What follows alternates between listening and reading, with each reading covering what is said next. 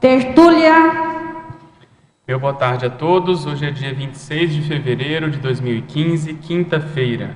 Esse é o verbete de número 3.310. Ele tem 6 páginas, 61 logias e 7 máximos. O título do verbete é Taxologia das Retrocognições, dentro da especialidade Retrocogniciologia. Definição: a taxologia das retrocognições é a classificação funcional do parafenômeno caracterizado pela lembrança de episódios de retrovidas intrafísicas ou períodos intermissivos, possibilitando alcançar a cosmovisão acerca das manifestações holomnemônicas em geral. O holopensene pessoal das classificações evolutivas, o holopensene pessoal da holomnemosomatologia, o materpensene pessoal afim à detalhismologia.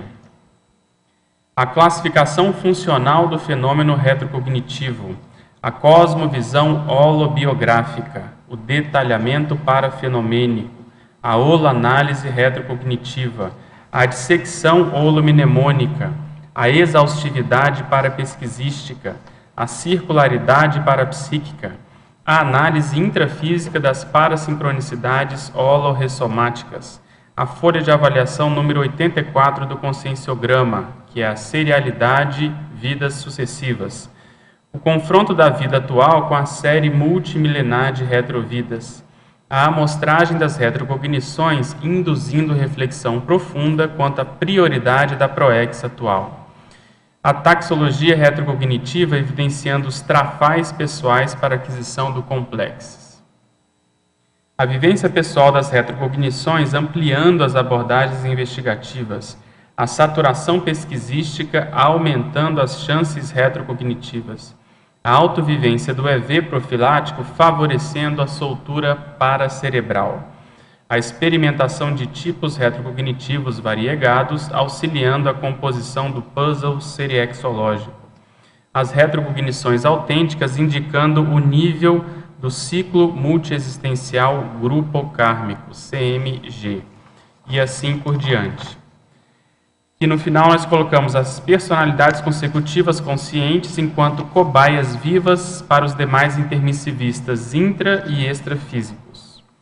E na argumentologia, página 3, tópico taxologia, nós trazemos 40 tipos de retrocognição aí para expandir o debate do tema. No final da página 4, no tópico cotejo, nós trazemos também 20 confrontos técnicos com 40 tipos de retrocognição.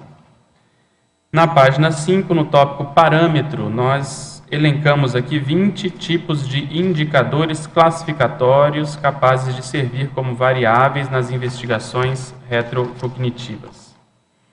Na remissiologia dos 15 verbetes, nós destacamos autorretrocognição, holomnemônica, paracaptação retrocognitiva, taxologia das sincronicidades e taxologia do conhecimento.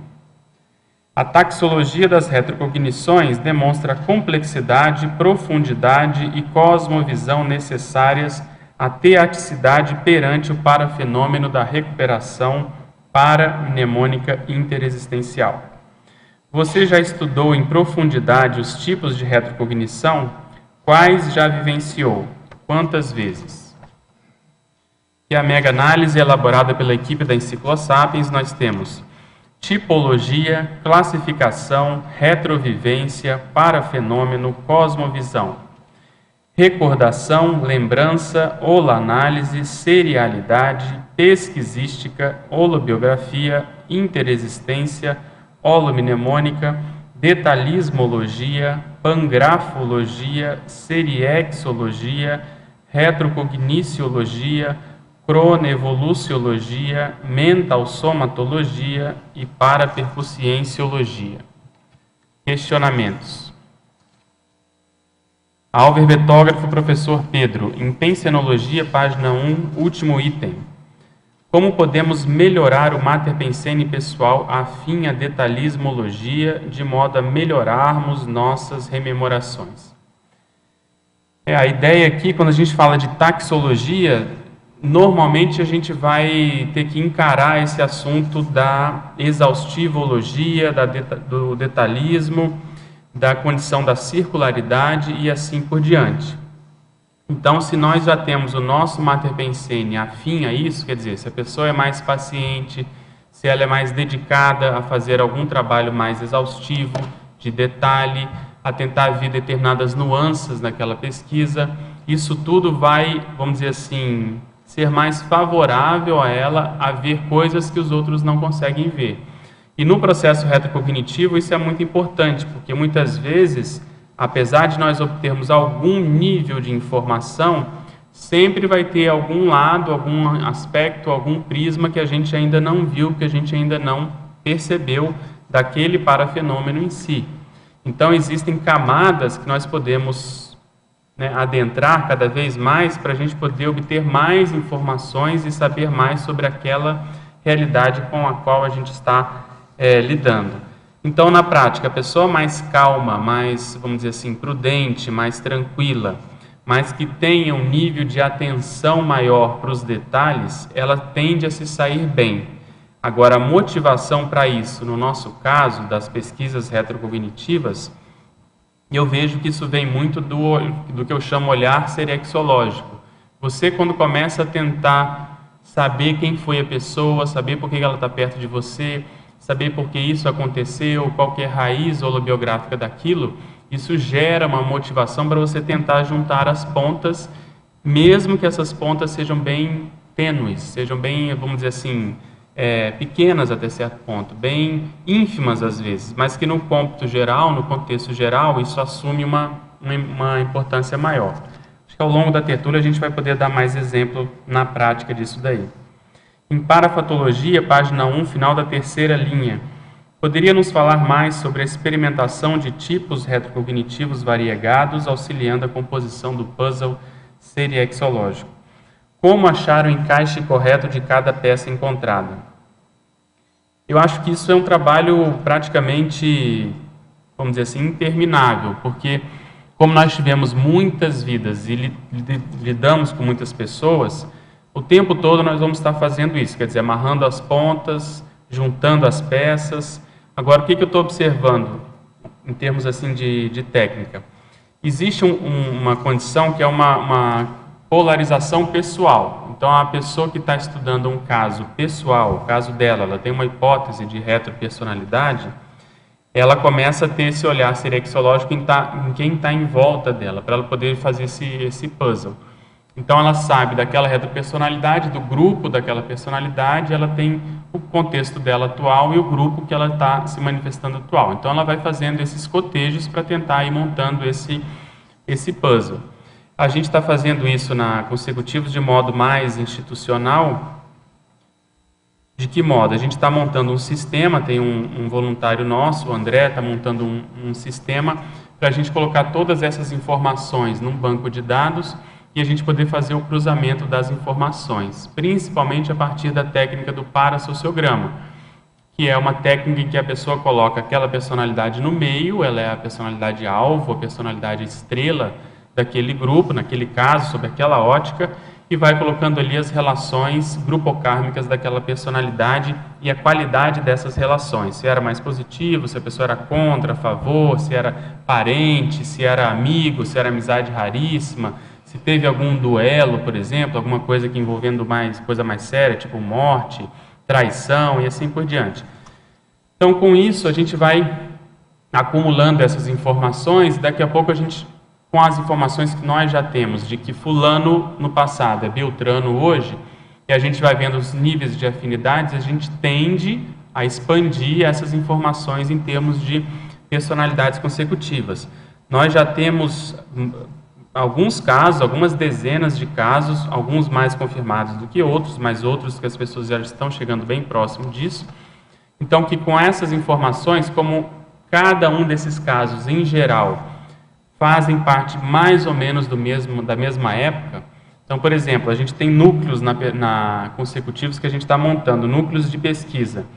Existem determinadas pessoas que estão estudando muito o Império Romano, em função do caso da gente saber de algumas pessoas aqui terem passado pelo Império Romano e terem tido uma vamos dizer assim, uma atuação mais forte, mais presente, que ficou registrada de modo mais ostensivo. Então isso já tem pelo menos umas 5 pessoas que eu lembro de cabeça aqui que estão se dedicando a isso. Existem outras que estão pesquisando muito o século XIX, na França, na Inglaterra, na Alemanha, no próprio Brasil. Então, seja por uma época, seja por um determinado local, como no caso do Império Romano, um acontecimento da história, nós vamos agrupando essas pessoas e cada um tem um interesse pessoal de pesquisa, porque a pessoa teve uma retrocognição, ela teve uma indicação, ela teve algum nível de afinidade com aquela época, e essa soma de pesquisas vai ajudar a gente a expandir cada vez mais as informações acerca desse processo serexológico. E aí, obviamente, a gente está tentando colocar isso num sistema para ajudar todas as pessoas que vão vir e que possam também alimentar esse sistema para a gente poder ter cada vez mais informação. Um exemplo prático que eu vejo também, eu falei da polarização pessoal, o caso da pessoa que sabe, mas às vezes a gente vai e entra no caso de uma pessoa que sabe ou que está pesquisando já uma personalidade. Então, atualmente, a gente está trabalhando, existe um evento, um curso de imersão consecutivos, que a gente fica uma semana com a pessoa atuando aí no laboratório de retrocognições com ela. Nós vamos no início, no meio e no final dos experimentos dela. E o que eu já comecei a ver? Acho que já foram 6 ou 7 experimentos que a gente fez. 2 desses experimentos, eles começaram a se tocar, quer dizer, a pessoa entrou lá no experimento com a gente com um foco de pesquisa, mas lá no laboratório apareceu um outro foco completamente diferente. E a pessoa começou a fazer justamente essa amarração de pontas e viu que tinha lógica naquilo, e a pesquisa desandou numa série de sincronicidades. Então a pessoa está pesquisando. Só que eu vi aquilo acontecer e estou acompanhando. Aí aquilo acabou, eu entrei no laboratório com outra pessoa. O que apareceu? Uma coisa muito parecida com aquela, mas nem tanto. Já começa a se tocar, mas de modo muito distante. Aí a gente está trabalhando lá com energia, aparece uma figura, uma imagem de uma pessoa conhecida que a gente conhece, e eu falei para ela, olha, achei estranho que apareceu a face aí dessa pessoa, não interessa se é homem ou mulher, mas...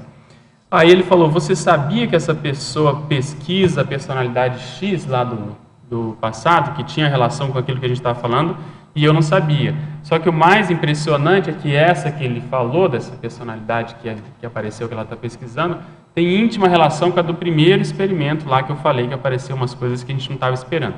Então, aos poucos, a gente vai tendo uma noção maior, ainda muito incipiente, mas a gente vai pegando o fio da meada aqui e ali. E o que eu estou percebendo? Que os amparadores estão tendo muito interesse de ajudar nesse aspecto para a gente ter essa informação aqui. E a gente observando as relações, principalmente na vida das pessoas, a mudança que teve, mudança de emprego, as afinidades, por que a pessoa adora outra ou não, a gente vai começando a ver que realmente tem alguma coisa mais séria embaixo dessas brasas aí, tem muito fogo ainda, e a gente começa a ver que ele começa também a aparecer mais. Então, esse processo, seja da pesquisa pessoal, seja da pesquisa grupal, isso começa a ter uma reverberação maior. Você puxa um fio aqui, aquilo tende a reverberar. Aí, sem a gente saber, a próxima pessoa que apareceu para a gente trabalhar tinha relação com o primeiro experimento. Então, isso acho que acontece o tempo todo. O que a gente não tem ainda, ou não tinha ainda, muito era ambiente para poder focar nesse tipo de pesquisa, para poder fazer isso de caso pensado, no caso, essa pesquisa retrocognitiva que eu estou comentando. Parafatologia, primeira página, segunda linha, de baixo para cima. A favor de expandir as vidas consanguíneas compulsórias em contraposição às ressomas com infiltração cosmoética, dentro da paralucidologia.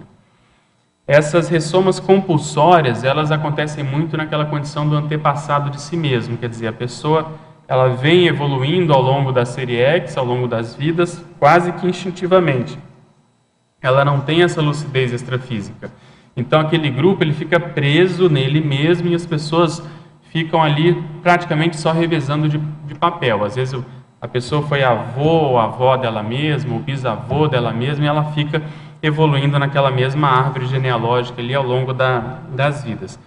Quando acontece alguma intervenção amparadora, Normalmente isso acontece mais em função dos evoluciólogos, a pessoa começa a questionar o papel dela ali, o que ela está fazendo, como que ela pode ajudar aquele grupo. Então ela começa a se conscientizar normalmente dos erros que ela fez no passado. Quando ela já tem moral perante aquele grupo, quando ela já tem uma ficha um pouco mais positiva, ela começa a fazer esse trabalho de infiltração, que é diferente. Quer dizer, você ressoma naquele grupo, mas já com alguma proex, com algum papel, com algum trabalho específico para ajudar aquele grupo. Então, esse nível de comprometimento, ele existe, mas ele é menor. Que acho que é a sua segunda pergunta aqui. Também na parafatologia, última linha, como avaliar a infiltração cosmoética perante o nível de interprisão e recomposição grupocármica? Eu vejo isso como um crescendo. Então, primeiro a gente está naquele nível de interprisão muito séria, que você não tem jogo de mando ali, você é quase que, né, há quase que um determinismo para você nascer naquela família, perante aquele grupo, mas você começa a acordar, tem ajuda, às vezes você acerta até sem saber, faz um trabalho assistencial, aquilo chama a atenção dos amparadores e eles começam a ajudar essa pessoa. Então, a lucidez começa a aumentar. Principalmente a lucidez extrafísica, e é por isso que eu botei a lucidologia aí. E ela fala, nossa, eu ajudei esse grupo, entre aspas, a ficar pior. Quer dizer, eu atrapalhei esse grupo, eu contribuí para esse grupo ser do jeito que ele é hoje, jeito alterado, nosográfico, doentio. Então a pessoa se sente responsável e começa a querer ajudar aquele grupo.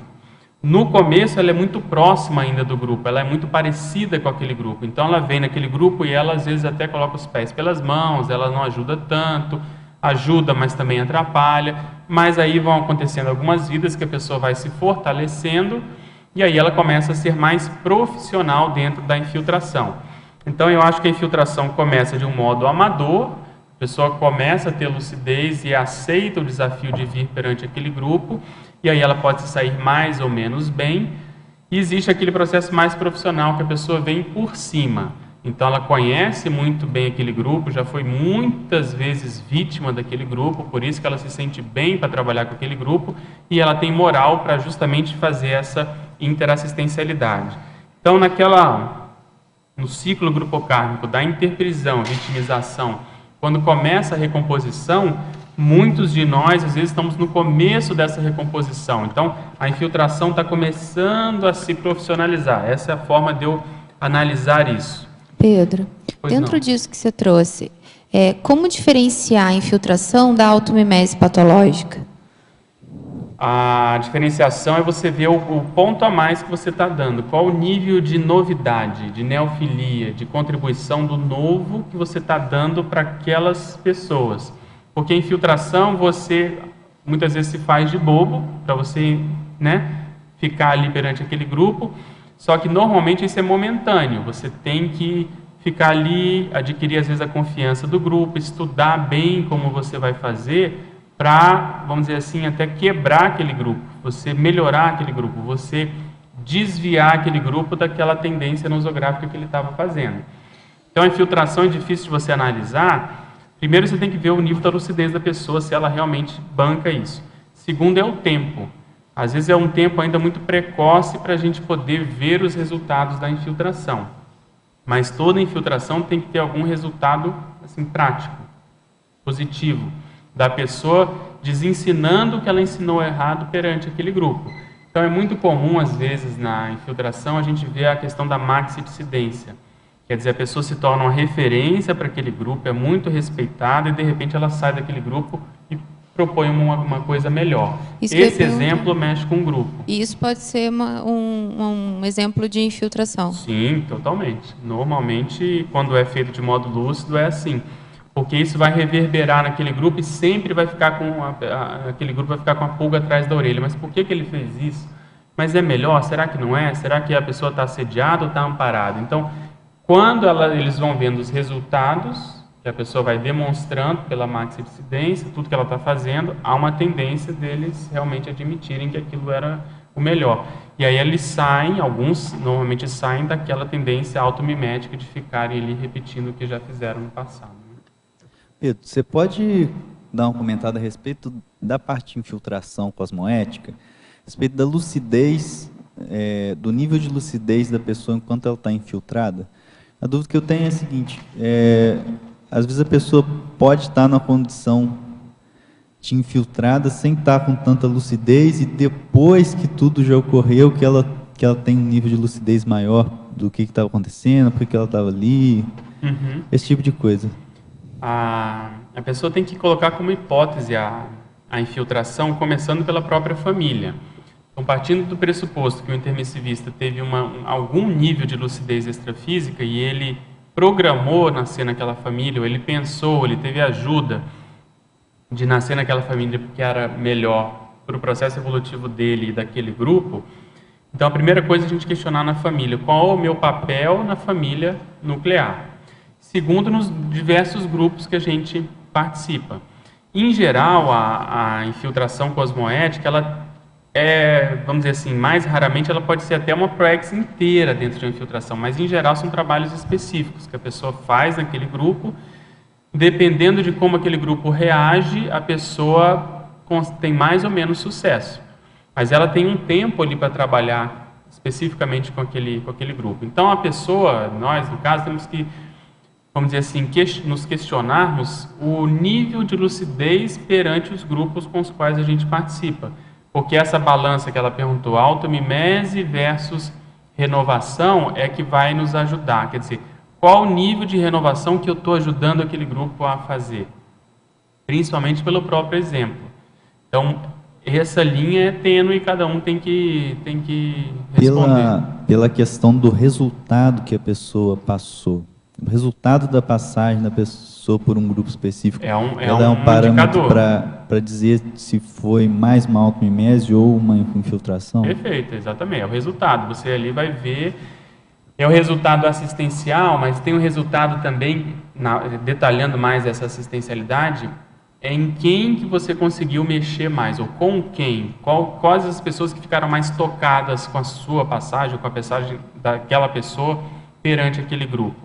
Então, às vezes, isso vai ter um impacto muito grande, porque a pessoa não vai te esquecer.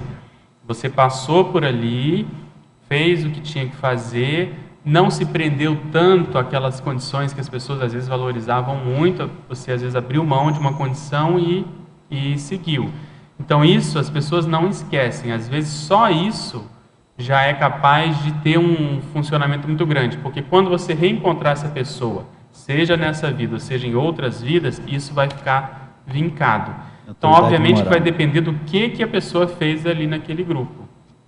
Eu estou tendo uma visão disso, não relacionada, eu acho, com infiltração, mas toda vez que eu começo a mexer com algum curso da Consecutivos mais concentradamente, eu estou tendo alguma repercussão à revelia da minha vontade. Por exemplo, nós começamos essa imersão nessa semana. Aí, nessa semana, me descobriram o meu telefone e pediram para eu entrar num grupo de WhatsApp do meu colégio primário, lá em Brasília. Tem 100 e tantas pessoas. Aí eu falei, nossa. Aí comecei a ver as carinhas lá, falei, gente, mas eu não lembrava de, poucas pessoas, porque eu fiquei da primeira à quinta série lá. Aí na quinta série eu resolvi sair, porque era um colégio religioso. Aí eu fui para o objetivo que não tinha nada de religião. E essa turma toda continuou até a oitava série. Então eu fico vendo os comentários, é tudo mais ou menos dessa época que eu já não estava lá, da oitava série. Mas eu vejo as tendências daquelas pessoas, todas mais ou menos seguir uma mesma linha. Então você fazer isso é interessante para você avaliar o seu nível de memória, qual o seu papel naquele grupo.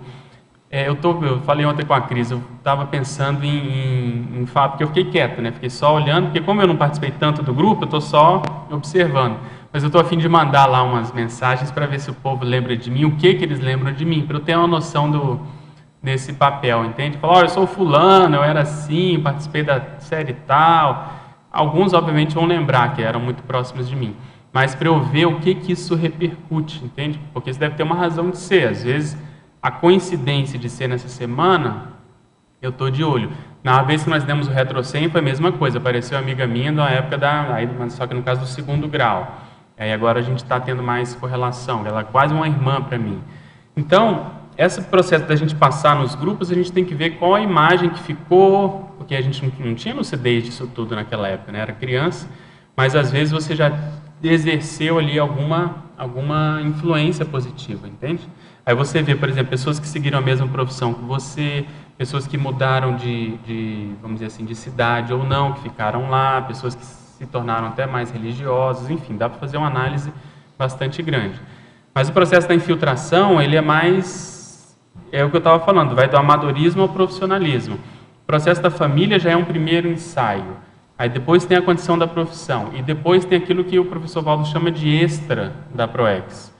Então você vai entrar num grupo, mas só de caso pensado, tem um tempo de validade aquela sua permanência naquele grupo para você fazer aquele trabalho que é a side do veio principal da ProEx. No caso do professor Valdo, mas aí ele tem extra a conscienciologia. Seria sempre com lucidez, com... O profissional é isso. Totalmente lúcido. Então, assim, a gente até estudou, né, no Círculo, veio recentemente, em função até de uma vida aí do professor Valdo que ele abriu, o processo de linha quebrada da série X. Então, o que é o ideal na série X? É você ter lucidez e confiança naquilo que você sabe fazer. Quanto mais a gente tem isso, mais os amparadores podem nos usar como peça fundamental dentro de um determinado grupo. Porque às vezes eles não conseguem, porque eles não tiveram tanto contato com aquele grupo.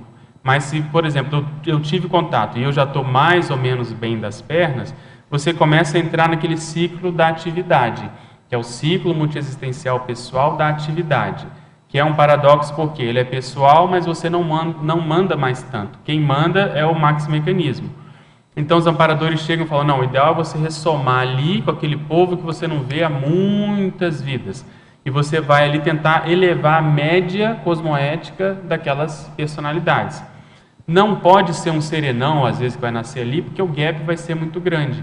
Então tem que ser a gente, porque a gente ainda tem, sabe, comunicação, tem contato, tem rapport com aquelas pessoas, só que você está, às vezes, 1% melhor, 2, 3, 10, vai depender do cada caso. Só que a ressoma, às vezes, vai te colocar junto com aquelas pessoas, vai te colocar de igual para igual. Então você vai trazer a sua evolutividade espontânea, natural, aquela que você já domina. E aos poucos você vai tentando recuperar cons para melhorar aquele grupo. Isso é diferente de uma pessoa que vem mais por cima ainda, como é o caso, por exemplo, de uma infiltração de um serenão, que ele às vezes faz isso de caso pensado, faz aquela descensão, né, cosmoética, se rebaixa para melhorar a média daquele grupo. Então eu acho que nós estamos tentando adquirir essa condição do ciclo da atividade.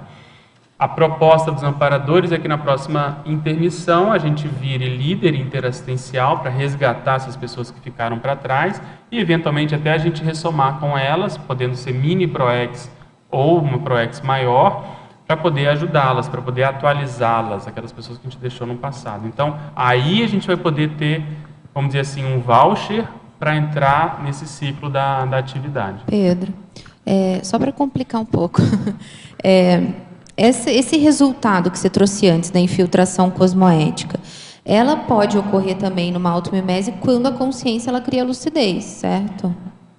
Como assim? No caso, ela tá realmente tendo uma automimese patológica, mas ela cria lucidez para aquela condição e ela sai e melhora e impacta o grupo. Sim, sim. Aí isso é bacana, porque às vezes não tem nada de infiltração. Às vezes é uma tendência que a gente traz, a gente reconhece o grupo. Se for na fase do porão, pior ainda, que a gente entra naquilo, vai, mas alguma coisa chama a nossa atenção, a gente sai e acaba fazendo um trabalho positivo também. Então isso é diferente da pessoa que entrou ali de caso pensado, porque tem muita gente que quer dar desconto das besteiras do porão e fala que estava infiltrado naquele grupo. Então eu me infiltrei bem naquele grupo e fiquei bem mal para poder ter mais rapport com aquele grupo. Então não é bem assim. Então a gente vem, o porão sobe, a gente, né, passa aquela fase mais, vamos dizer assim, sombria da nossa manifestação, e a consciencialidade começa a acusar, a gente começa, né, de algum modo adquirir lucidez, a gente sai e impacta no grupo. Perfeito, isso sim.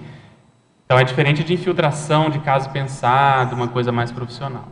Você falou de um ciclo, eu não consegui entender o termo, é ciclo?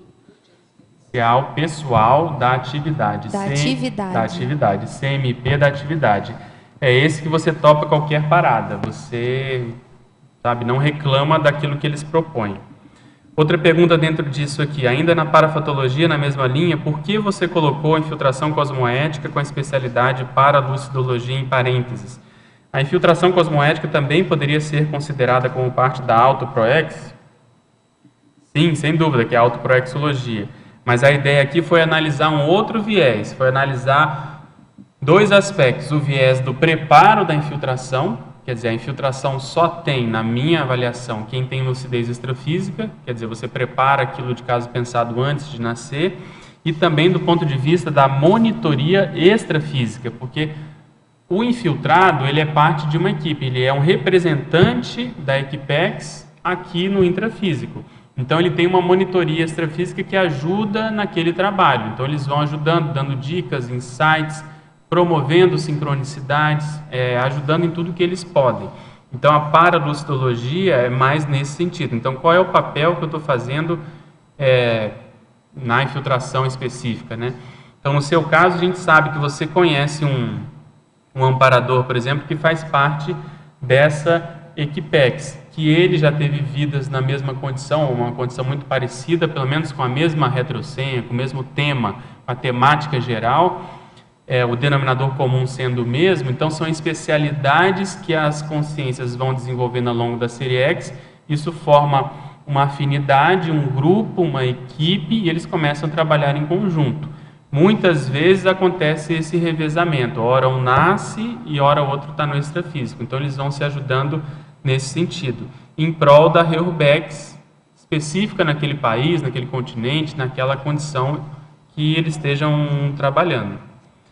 Professor Pedro, em pensenologia, na primeira página, na última linha, poderia falar a respeito do Mater Pensene pessoal afim à detalhismologia? A gente já comentou. Eu acho que, de modo geral, existem alguns trafores que, independente da especialidade, a gente tem que desenvolver. O detalhismo é um deles. Onde quer que a gente vá se manifestar, ele vai nos ajudar. O detalhismo é a gente procurar fazer essa dissecção milimétrica da realidade. Eu estou tentando fazer isso aí mais ou menos de modo consciente com esse fenômeno da retrocognição. E a ideia é lançar um livro sobre ele para você ter vários aspectos da mesma realidade, sobre vários vieses, vários prismas. Então, o detalhismo ajuda muito nisso, porque você vai enriquecendo o seu nível de cognição pouco a pouco acerca da mesma realidade. É variações sobre o mesmo tema. Isso é o que o professor Valdo chama de técnica da circularidade. Você vai circulando e vai aprofundando acerca daquele objeto de pesquisa. Em parafatologia, poderia discorrer acerca da exaustividade parapesquisística, é isso que eu estou falando. Circularidade parapsíquica, a mesma coisa. O parapsiquismo, a gente não pode se contentar com uma informação, com uma retrocognição, com um fenômeno que tenha ocorrido. Tem que insistir. Vou dar um exemplo prático. Na Consecutivos, nós já temos também alguns casos de pessoas que fizeram um cotejo entre uma retropersonalidade e a personalidade atual bem já exaustivo. E aí a pessoa vira para a gente e fala, e agora? O que eu faço? Tem que continuar dissecando cada vez mais, porque são dois universos, são duas vidas, é muita coisa que a gente pode fazer. E é justamente essa saturação que vai levar à confirmação pela retrocognição. Então, é um exemplo de circularidade parapsíquica, porque a pessoa vai começar a ter mais lembranças acerca daquela realidade. Ainda em fatologia, página 1, penúltima linha, poderia esclarecer a taxologia retrocognitiva, evidenciando os trafais pessoais para aquisição do complexos? Sim, por quê? Tudo que envolve taxologia, que eu estava comentando, a enumeração, a listagem, os itens referentes à mesma realidade, isso expande a sua cosmovisão. Quando a gente faz isso com retrocognição, nós vamos tender a ter uma cosmovisão maior acerca das possibilidades retrocognitivas ou possibilidades holobiográficas que a gente teve. Olhando para o passado, a gente pode ver o que nos falta fazer. Então, é bem prático isso. A gente até estava no almoço comentando com a Anália. A pessoa que estuda uma retrovida, aquela retrovida espelha muito para nós o que a gente não pode mais fazer, o que a gente precisa fazer, o que a gente tem que superar. Se a pessoa conseguiu, às vezes, um caso prático, escrever muito num contexto adverso, com toda a facilidade que não havia naquela época, e hoje ela não está escrevendo, é um trafal no caso dela. A pessoa que no passado era muito parapsíquica e hoje não tem tanto domínio parapsíquico. Então, seja como for, a pessoa estudar uma hipótese de retropersonalidade consecutiva com a qual ela se afinize bastante, ela vai sofrer isso. Ela vai ver a reverberação disso na vida atual. Fala, puxa, mas eu estou mais lúcido, eu fiz o curso intermissivo, eu estou com um soma bom, né, com uma lucidez boa, estou com um grupo que estuda isso e às vezes eu estou deixando a desejar. Foi por isso que eu coloquei aqui, ó, onde é que foi que eu vi aqui, ó, o binômio lucidez retrocognitiva, mega desafio do intermissivista. Esse binômio, eu sempre cito ele porque esse mega desafio do intermissivista é justamente superar as marcas do próprio passado pessoal e dos gênios da humanidade. Hoje nós temos condições de fazer isso, principalmente em função das possibilidades do paradigma consciencial. Então, a retrocognição, ao contrário do que muitas pessoas acham, que não, para que estudar o passado? O passado já passou, já ficou, não pode se modificar. Mas ele é uma das melhores formas para você impulsionar o presente, justamente por fazer essa comparação. Você vai fazendo comparações e você vai vendo, nossa, eu não posso continuar do jeito que eu estou me manifestando. Então é cosmovisão que isso traz. Na parafotologia, página 1, final da 5ª linha, poderia explicitar as lembranças pré-ressomáticas prioritárias frente às retrocognições antigas? Sim, isso é em função do curso intermissivo. No curso intermissivo, nós tivemos que priorizar aquilo que nós íamos estudar, aquilo que nós íamos mexer, quer dizer, qual era a demanda da vez, qual era a prioridade da vez em termos de recomposição grupocármica. Por que às vezes a pessoa fica assoberbada extrafisicamente, né? O intermissivista, é muito comum o professor Valdo falar isso, e extrafisicamente eu já encontrei pessoas assim um pouco ansiosas até certo ponto, porque elas têm um descortino da realidade, é muita coisa que precisa fazer, é muito até talento que ela gostaria de desenvolver, muito trafar, por outro lado, que ela tem que melhorar, e isso gera essa ansiedade. Então, vêm os amparadores e procuram dar um foco para isso, procuram dar assim, uma motivação, procuram dar um alicerce para ela preparar a própria ProEx. Então, nesse caso, a pessoa já vem com aquela demanda daquela vida. Então, as necessidades, o que ela vai ter que priorizar, com quem que ela vai renascer. Por mais que ela tenha tido contato com milhares de consciências ao longo da evolução, existe aquela da vez. O que entra nessa equação? Muitas vezes é a disponibilidade dessas consciências. Tem consciências que às vezes já estão ressomadas, ou foram transmigradas, ou estão muito inacessíveis e inabordáveis na baratrosfera, você não tem ainda chance de lidar com elas. Mas existe aquele grupo que já está available, já está assim, predisposto, já existe algum nível de possibilidade da gente poder trabalhar. E aí entra a questão da família nuclear e depois os outros grupos com os quais a gente vai trabalhando. Então, o curso intermissivo ele é prioridade por causa disso. Então, você lembrar daquilo que você experimentou, vivenciou, aquilo que você estava trabalhando, a temática principal do curso intermissivo, isso é uma prioridade para a nossa ProEx atual. Então, tem pessoas, só para ilustrar, que o professor Valdo falou. Na última intermissão, falou para a pessoa, você estava no contexto da África, você estava trabalhando com essa realidade, com essa temática.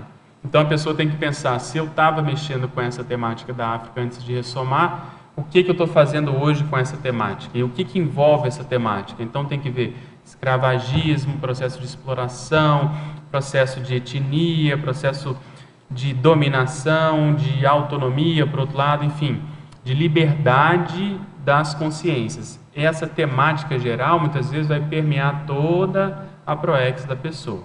Um dos objetivos que a gente tem no curso Retrocem é identificar essas temáticas principais com as quais a pessoa está trabalhando há muitas vidas. Então é como se fosse uma síntese da holobiografia. A pessoa ficou muito tempo envolvida com aquela temática. Então, por um lado, ela já está se saindo bem daquilo, já tem algum nível, né? Já está respirando um pouco, já está tendo algum alívio naquela temática, mas ela ainda tem muita responsabilidade perante aquelas pessoas. Cada um de nós é assim em diferentes aspectos, né?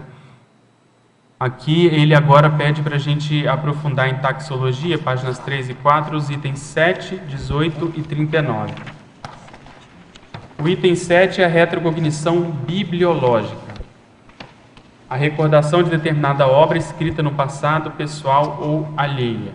Então, dentro das retrocognições, se a pessoa se envolveu muito com livros no passado, ela pode ter isso de modo mais direto ou indireto. Direto é quando a pessoa que tem esse holopensene, quer dizer, a pessoa ela adora livros, ela é bibliófila, ela conhece todas as livrarias, bibliotecas, já fez viagem especificamente para estudar as bibliotecas. O que pode acontecer? Ela voltar a ter contato com o livro que ela mesma escreveu.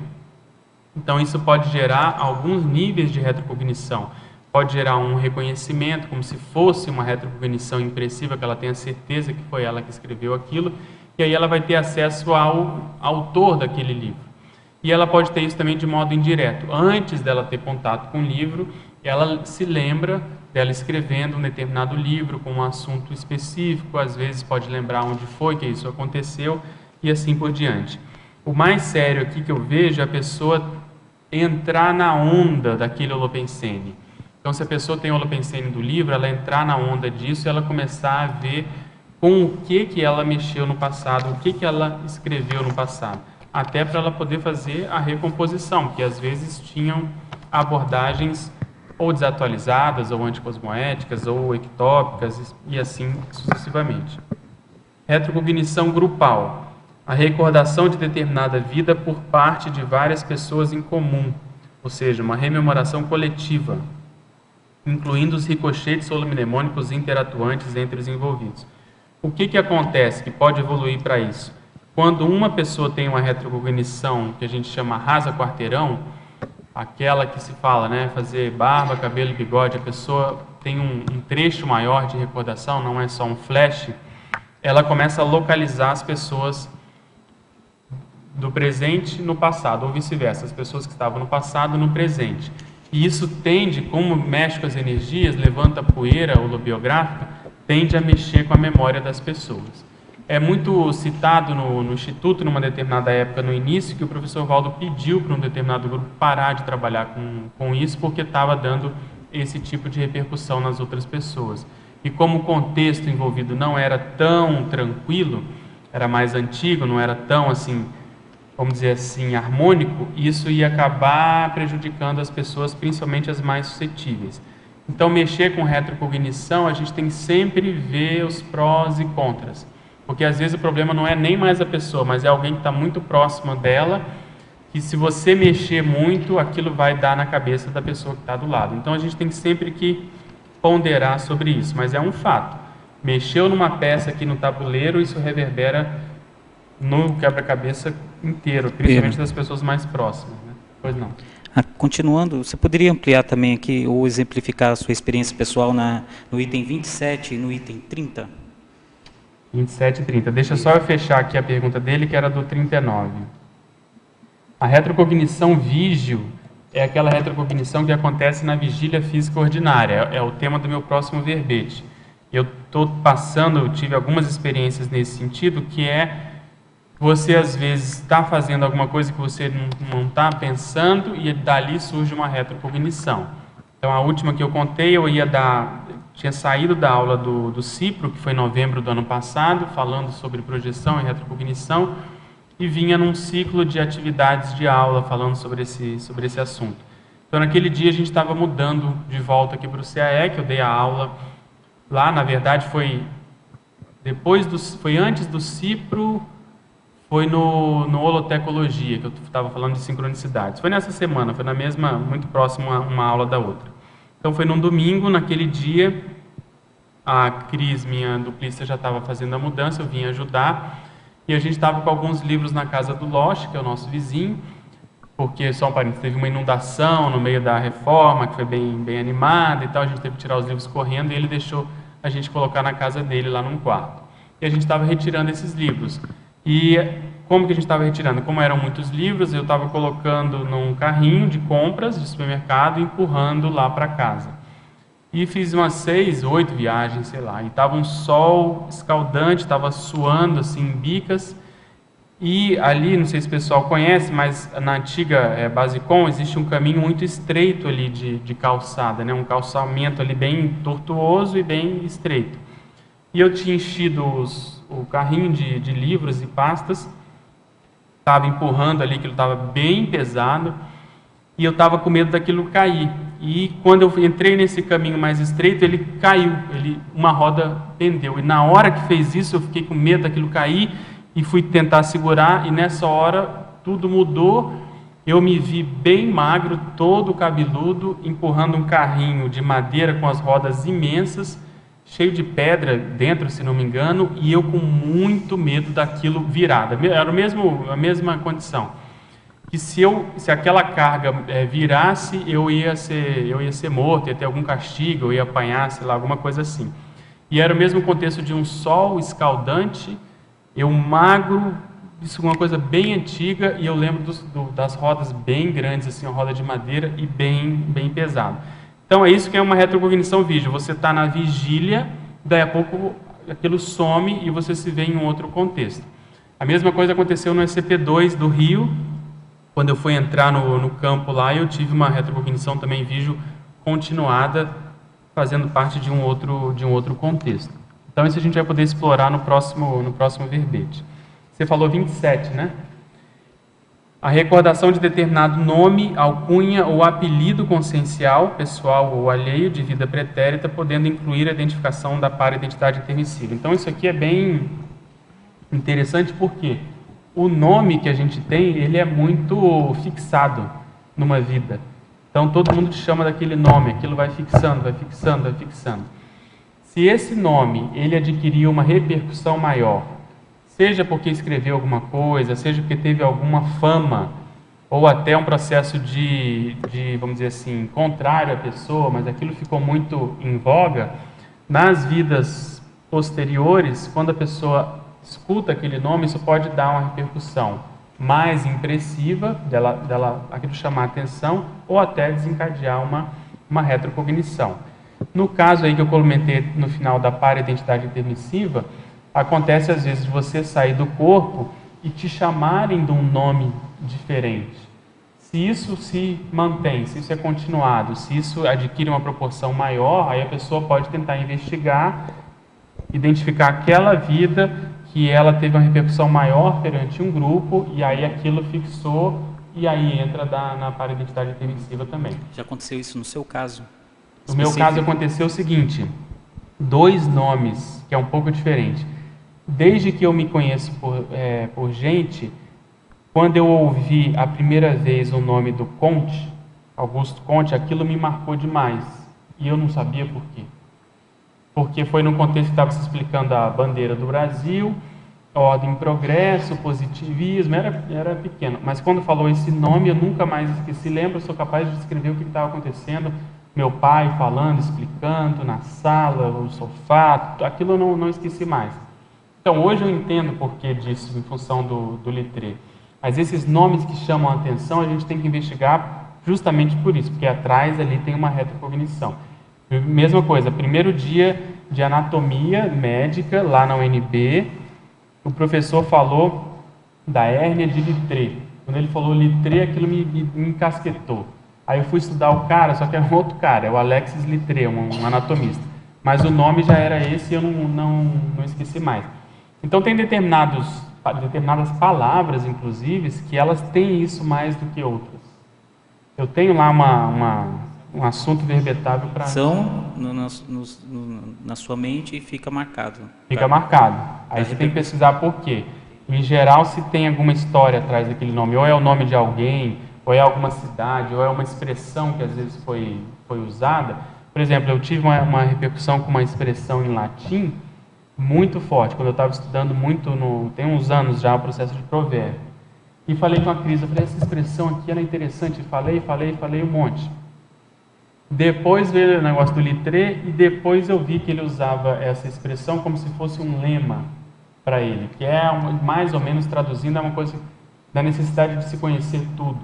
E até depois, na vida deles, entre aspas, sacanearam ele de querer tentar conhecer tudo. Fizeram um trocadilho com essa expressão, mas pejorativamente, para tirar onda com ele. Pedro. Tinha mais, né? Você falou 30? Pictográfica, recordação de determinada retromemória feita predominantemente a partir de imagens, símbolos ou ícones.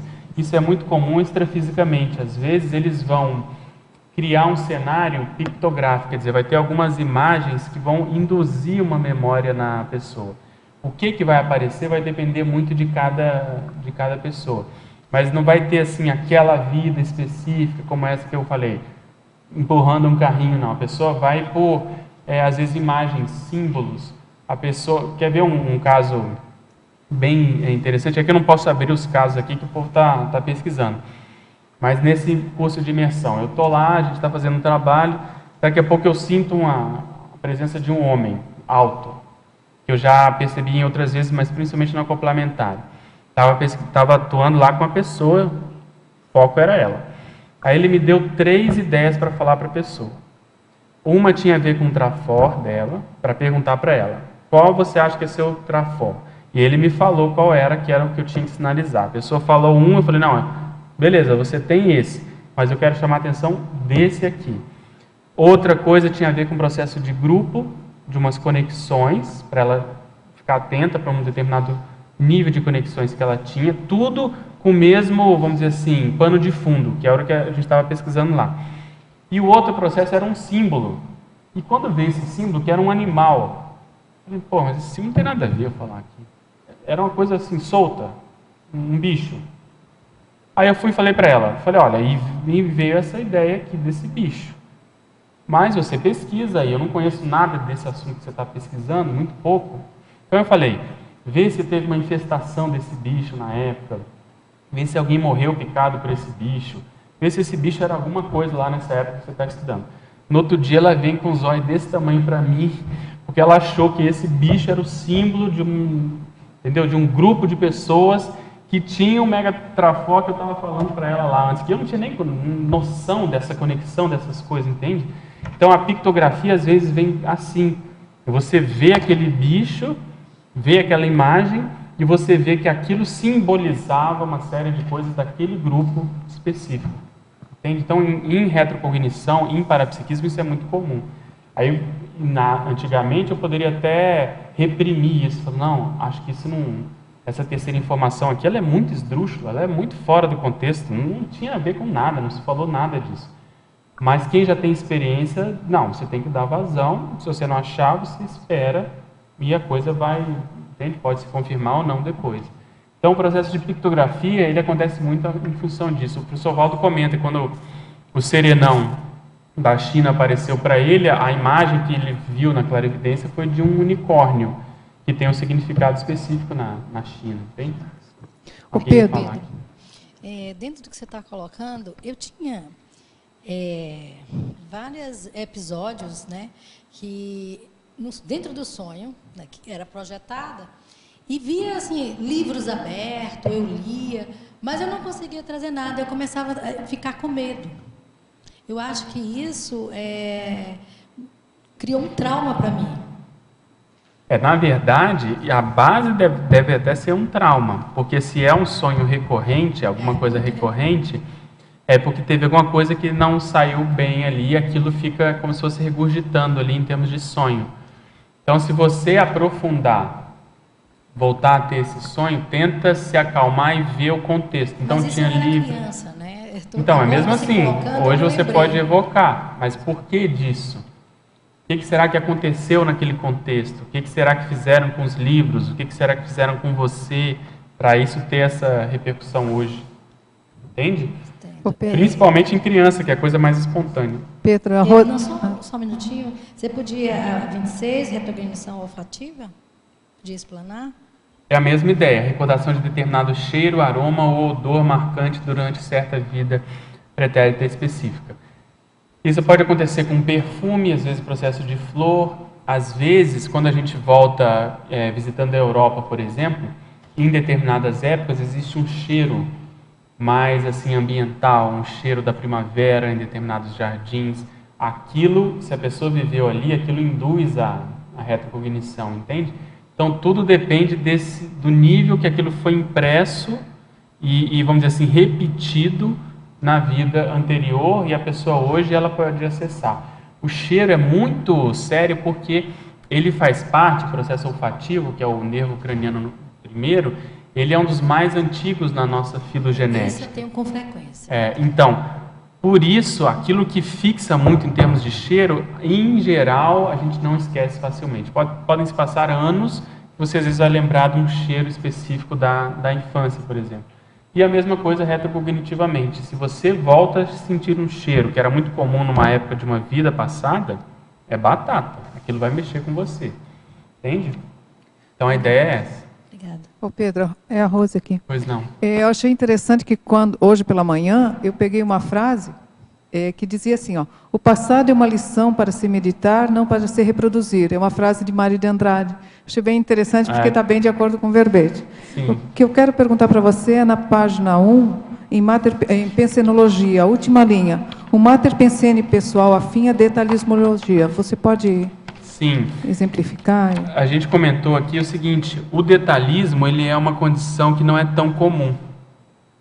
Então, quando a gente trabalha com taxologia, a gente tem que ter esse nível de detalhismo, de detalhamento, de você tentar ser o mais exaustivo possível.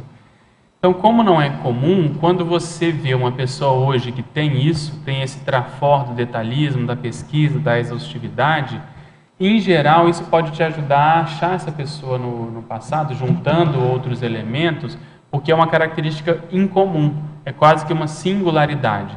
Então, desenvolver o detalhismo, primeiro que ajuda em tudo em termos de pesquisa.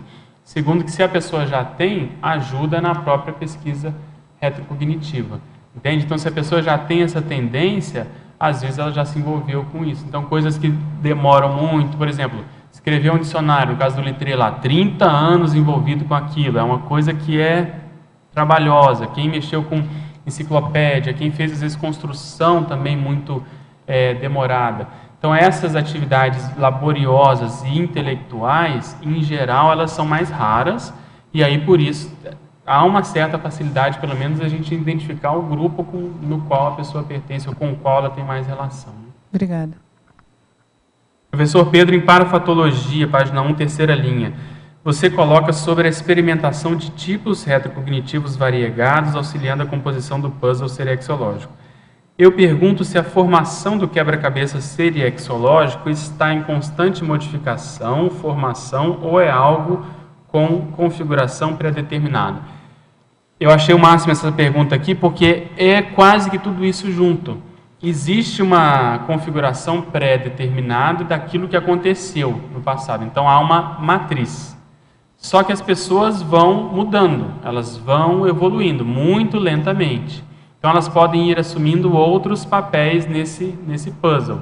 Só que são papéis mais ou menos dentro da mesma linha. Vou te dar um exemplo. Eu gosto muito de cinema. Gosto muito de estudar a vida dos atores, né, artistas de cinema. E todo mundo sabe que, em função da aparência, da tendência, dos trafores de um determinado ator ou atriz, ele é escalado para determinados papéis. Então, tem a pessoa lá que volta e meia está fazendo um papel de mafioso, por exemplo, papel de bandido, papel de mocinho, aquilo se repete. Então, na Serex é mais ou menos a mesma coisa. Nós vamos desenvolvendo certas habilidades e a gente vai exercendo aquele papel.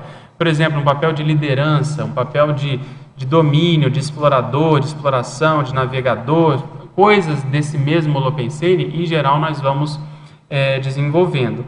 Quando nós vamos tendo lucidez, que aí vem o processo de curso intermissivo, a gente às vezes vai ter o mesmo papel, só que a cosmoética é diferente. Então, aquela liderança que antes era muito negativa, agora vai ser a mesma liderança, só que mais cosmoética. Então, no puzzle, você vai ver a mesma pessoa exercendo uma liderança, só que quanto mais para trás, às vezes a cosmoética, obviamente, não era do mesmo calibre. Então, o puzzle, ele é como se fosse dinâmico, ele é vivo. Nós temos que dar essas adequações em função do tempo, da mentalidade da época, mas você vê que ali é a pessoa atuando. Quando a gente estuda as linhas quebradas da série X, às vezes a gente tem dificuldade de ver a pessoa numa determinada vida, num papel, e depois uma outra vida, às vezes subsequente, fazendo uma coisa completamente diferente. Então, é um papel que a pessoa está exercendo em função dela estar, por exemplo, com uma lucidez maior, dela estar infiltrada ali, mas você vê, o temperamento é o mesmo, o jeitão da pessoa se manifestar é o mesmo. Então, é um paradoxo que a gente estuda na Consecutivos, o seguinte: quanto maior lucidez a pessoa tenha, vamos supor, nossas vidas daqui para frente, depois da pré-intermissiologia, já nesse ciclo da atividade, teoricamente a gente vai estar mais lúcido, menos linear vai ser a nossa série X. Quer dizer, vai ser mais difícil a gente se encontrar, porque nós vamos começar a exercer papéis sob demanda, papéis em função muito do próprio grupo. Você vai, às vezes, se adequar àquele grupo e você já não tem tanta, vamos dizer assim, a cosmoética já não é tão semelhante, existe uma reciprocidade, mas já não é tão próxima. Então, isso vai dificultar um pouco a identificação, às vezes, nas múltiplas vidas. O que vai ajudar é que, como a nossa lucidez está maior, a tendência é a gente ter mais retrocognição. Então, isso é um fato. E eu agradeço as palavras aí no final que você colocou. O Pedro, diga. Eu queria que você falasse, desenvolvesse mais a ideia da tecnologia, a técnica do retrocognitário doméstico. Isso é baseado na experiência do professor Valdo, dele fazer um retrocognitário que era um pré-cognitário para a China, né? Então ele pegou um quartinho pequeno e caracterizou, decorou, ele fez tudo que ele pôde para colocar elementos chineses ali, e ali ele trabalhava com energia, tentava sair do corpo, tentava ter retrocognições ali. Na Consecutivos, a gente está terminando a reforma, existe um espaço lá, que não é tão pequeno, que eu quero ver se eu faço alguma coisa nesse sentido. Uma espécie de laboratório retrocognitivo que a gente vai tentar fazer, isso está ainda em aberto. Ou nós vamos fazer uma coisa temática temporária. Então, por exemplo, se a gente fosse pegar a África, faz ali todos os elementos da África para a pessoa lembrar da África, e a gente vai trabalhando ali um tempo. Pode pegar da França, pode pegar da Itália, enfim. Mas é como se fosse um laboratório temporário, que a gente vai trabalhar muito ali, vai fazer muita energia, a preceptoria que a gente está criando vai ser ali também, e os elementos externos ajudando a gente a lembrar do processo do passado. E a pessoa pode fazer isso na própria casa, se ela tiver, né, obviamente, bem intencionada, por que ela quer lembrar, se ela tiver estrutura para ela lembrar, ela faz essa preparação e ela começa a trabalhar com isso. Mas aí, no caso, seria um lugar, uma época. E com relação a uma personalidade? Eu acho assim meio complicado você colocar... fotos e tudo mais. Isso, não, eu acho que o ideal é da época. Você não direcionar tanto. Exato, é isso que eu queria saber. Você tentar, por isso que tem que ver o porquê de fazer isso. Porque às vezes não é tão prioritário. Por isso que a gente está vendo com calma. E outra coisa, quando você polariza muito para um país, uma época, tem que ver o porquê daquilo, entende? Aquilo tem que ter uma razão de ser muito forte para você escolher aquilo, porque senão pode entrar muito processo até emocional, capricho, então, é bem ambíguo. Então tem que saber a razão de ser desse retrocognitário, né? Ok? Professor Pedro, em Fatologia, primeira página, no final da terceira linha, você menciona a circularidade parapsíquica. Poderia ampliar? Nós comentamos exatamente isso. A gente fazia a dissecção, a anatomização, o picotamento do fenômeno parapsíquico, no caso específico da retrocognição. Quanto mais nós fizermos isso, mais leva à cosmovisão. Quanto mais a gente tem cosmovisão, mais a gente assume a responsabilidade da nossa ProEx. Então esse é o ideal, a gente não se contentar com a informação que a gente eventualmente já tenha acerca do nosso passado, sempre fazer um contraponto, sempre vendo outros ângulos. Até porque, às vezes, a gente saber de uma vida é um processo, é pouco até certo ponto. É muito, porque, né, já é alguma coisa, mas é pouco, porque foram milhares de existências, né? Então, no caso de já ter conhecimento de personalidade consecutiva, como, entre aspas, passar o conscienciograma nela e na atual personalidade? Há alguma técnica utilizada na consecutivos? Sim e não. Sim, porque nós ainda estamos trabalhando numa técnica mais, que eu quero chamar assim, mais abrangente, mais generalista. Existem técnicas nesse sentido muito pessoais. Então, algumas pessoas desenvolveram, e o que eu quero agora é a gente tentar fazer um processo mais padrão. E eu estou trabalhando já há algum tempo, desde que eu comecei com os verbetes, com esses assuntos, de tentar fazer uma espécie de seriexograma, ou seja, perguntas relacionadas ao processo de Serex que vai ajudar nisso.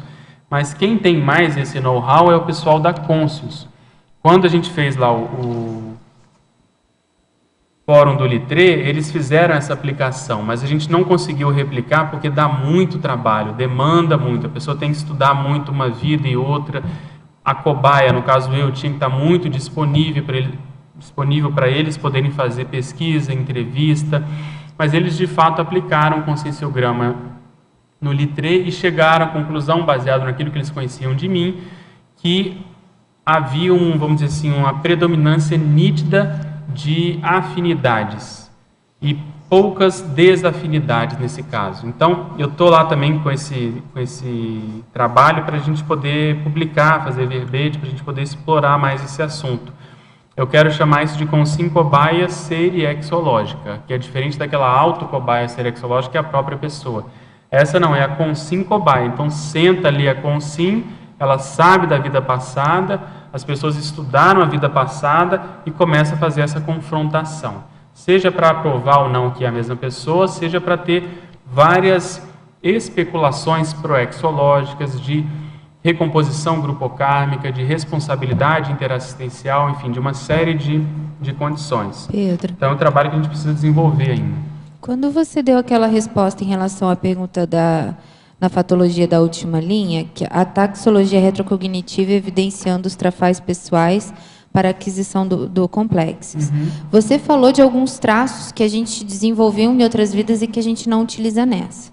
Eu queria te perguntar o seguinte, pode ser que alguns desses traços que a gente tinha bem desenvolvidos em outras vidas, a gente não utilize de forma proposital nessa vida, para que a gente tenha algum tipo de aprendizado em relação a como utilizar aquele traço de forma mais cosmoética?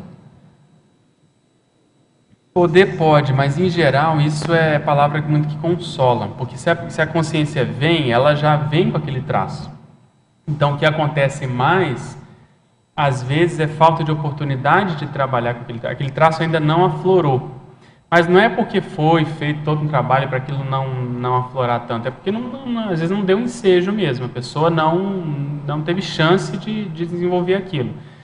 E a gente tem que lembrar nessa questão da polivalência. Então, tem muitos traços que a gente já desenvolveu que às vezes a pessoa nem sonha que poderia ter aquele traço, porque a vida dela toda foi em outro sentido.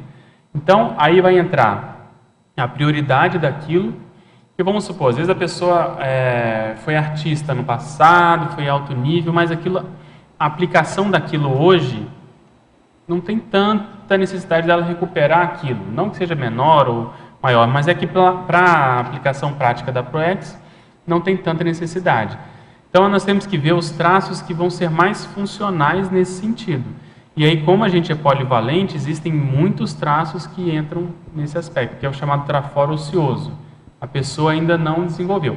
Aí, o que pode entrar um pouco dentro disso que eu estou lembrando aqui é o seguinte, a pessoa pode ter tido um esbregue com aquele traço. Então, vamos supor, tem gente até na Consecutivos que já falou isso. Eu sei que eu preciso desenvolver a liderança, mas eu fujo de liderança. E aí, trabalhando até na dinâmica com essa pessoa, você vê que realmente tem muita coisa de liderança ali, mas a pessoa, ela tira o corpo fora. Então, existem processos emocionais vinculados a certos traços, que ali a pessoa não quer mexer por enquanto. Então, aí não é o ideal é a gente tentar superar isso. E nesse caso também poderia entrar, então, também talentos, não traços de personalidade, mas talentos conscienciais. No caso, alguns talentos que ela possa ter desenvolvido e que, no momento, seria melhor ela não utilizar. Talentos, assim, digo, né, colocando no nome aos bois. Se é talento, não tem por que ela não utilizar. Pegando nesse aspecto de que já é um trafó. Entende? Porque aí, pegando assim, se você quer falar de traço neutro, aí ela vai ter que ver a cosmoética dela. Então, aquilo que eu falei, tem a liderança, antes no passado era mais para, sei lá, conquistar, colonizar, etc. E hoje ela vai fazer um processo de empreendedorismo cosmoético, da conscienciologia, ela qualificou o traço. Eu estou pensando assim, mas além do traço, por exemplo, uma pessoa que era muito parapsíquica, mas que não soube utilizar o parapsiquismo, nessa vida já vem com o parapsiquismo um pouco mais bloqueado para... Mas é isso que eu estou falando, eu acho que isso, não. Pode até vir, porque os fatores não ajudaram, ela até priorizou outra coisa, mas ela tem que entrar naquilo e desenvolver. Eu cito o caso, o parapsiquismo é muito parecido, no meu entendimento, com o processo de escrita. Na verdade, tudo. Se a pessoa insiste ali, ela vai recuperar aqueles cons. Então, a escrita, mesmo essa semana, a pessoa falou para mim, mas para você é fácil, você não sei o que lá. Eu falei, não é assim. Você tem que sentar e se domesticar novamente. Aí sim, você vai fazendo isso, tem uma hora que você sente que você vence o gargalo. Que aí sim você sente que recupera cons. Então, no caso do parapsiquismo, cursos de campo, TENEPS, dinâmica, se puder, estado vibracional, aquilo ostensivo, e vendo, obviamente, a intenção, né? Para que eu quero mexer com isso? Porque pode ser que na hora que aquilo esteja voltando, dê uma certa sensação de ter feito mau uso daquilo. Mas a pessoa tem que falar, não, eu estou positiva, eu estou posicionado, quero ajudar e vamos trabalhar. Porque ela pode ter que ainda limpar um certo rastro perante o uso daquela condição, né? Pedro. Pode falar, deixa ele falar aqui, depois a gente... Você estava contando a experiência que aconteceu no laboratório. Você percebe aqui que, principalmente aqui na Cognópolis, existe um processo que as pessoas elas têm os processos pessoais, mas também tem uma representação de um determinado grupo extrafísico. E que aqui acontecem alguns embates ou alguns conflitos que são decorrentes do processo do passado. A gente tem a oportunidade nessa vida aqui de estar morando todo mundo junto e muitas vezes esse processo interassistencial e essa disposição em fazer a reconciliação desses conflitos, ele pode ajudar até na intermissiologia. Sem dúvida, né? Quero saber o seguinte, como você tira proveito desse processo do estudo serexológico para atuar aqui hoje em dia e como você pode tirar mais proveito disso em alguns aspectos em que, às vezes, até o acesso não é tão fácil assim. Você não tem aquela fluidez para você chegar e se abrir com a pessoa. Então, você nem conhece direito, não sabe absolutamente nada da pessoa, mas, às vezes de outras pessoas em relação a você também. E você sente essa dificuldade, você está falando, né? Como é que você faz para tirar proveito desse processo interassistencial aqui? Tem que ver a razão de ser. Então, por exemplo, se pegando esse gancho aí que não há uma afinidade ainda, ou às vezes a gente até sente certa dificuldade com a pessoa.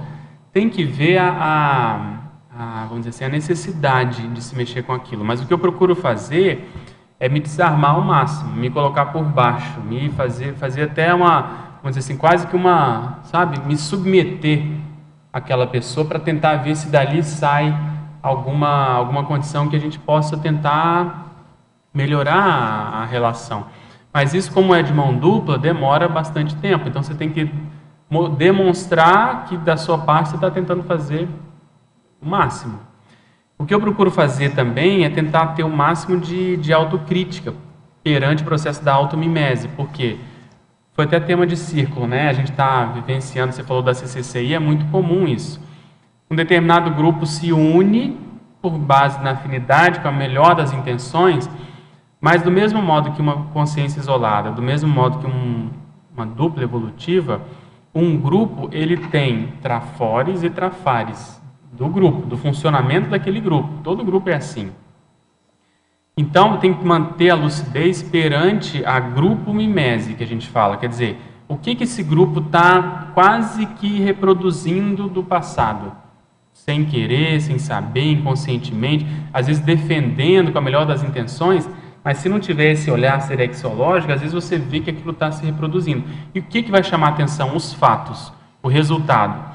Hoje é a quinta, né? Ontem mesmo eu estava conversando com uma pessoa um pouco relacionado com isso, que eu chamei a atenção para ela o seguinte: olha, você está numa posição crítica, porque você estava num conflito lá do passado e você está num conflito do presente. Você está bem, está super posicionado e tal, mas você não pode tirar a sua responsabilidade perante disso. Se você não mudar, ou pelo menos não procurar ver qual é o modo de você funcionar, que está dando brecha para isso, vai se repetir amanhã de novo.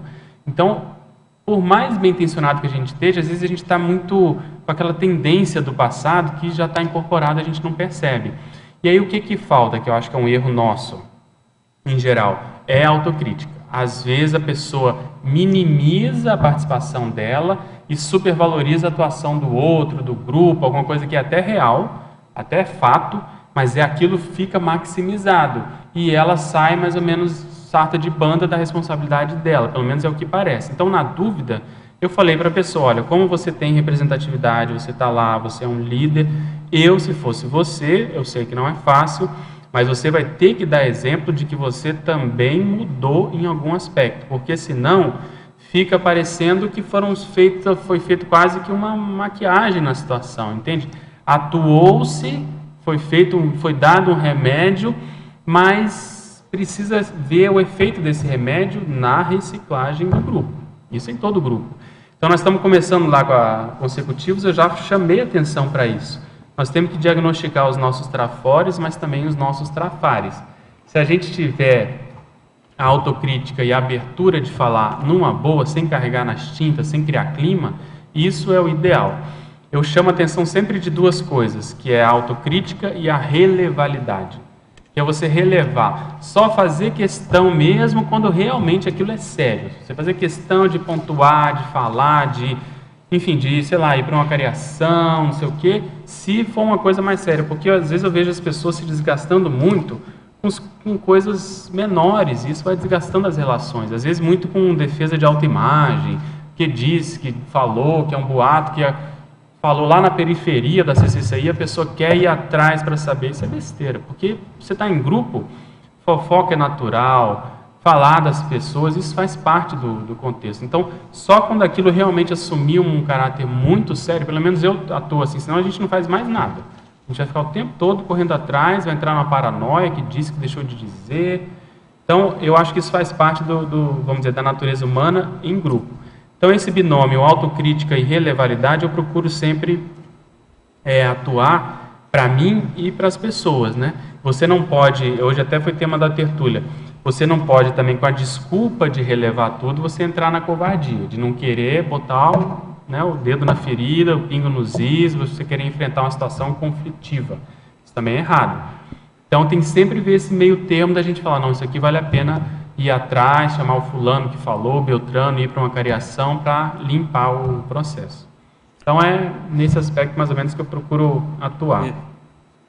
Aqui, Desculpa. Eu queria fazer uma pergunta, assim, na questão de técnicas, né? Quando faz a questão da pesquisa serexológica. Quais são os passos que você dá, né? Eu vou estudar isso, tal.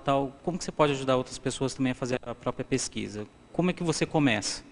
Depende de onde a pessoa está. Se a pessoa está assim, não sabe de onde vem nem para onde vai, no começo, a gente até criou o Retrosenha muito para isso. A pessoa tem que começar pela vida atual. Então, é autopesquisa atual com um foco retrocognitivo. Então, a pessoa tem que fazer um inventário dessa vida, vendo quais são as tendências, vendo onde ela estudou, vendo o holopensene da família, o temperamento dela atual, o megatrafor, o megatrafar. Então, ela tem que se conhecer bastante. Então, tudo que a gente fez no Retrosenha foi para ajudar a pessoa nisso.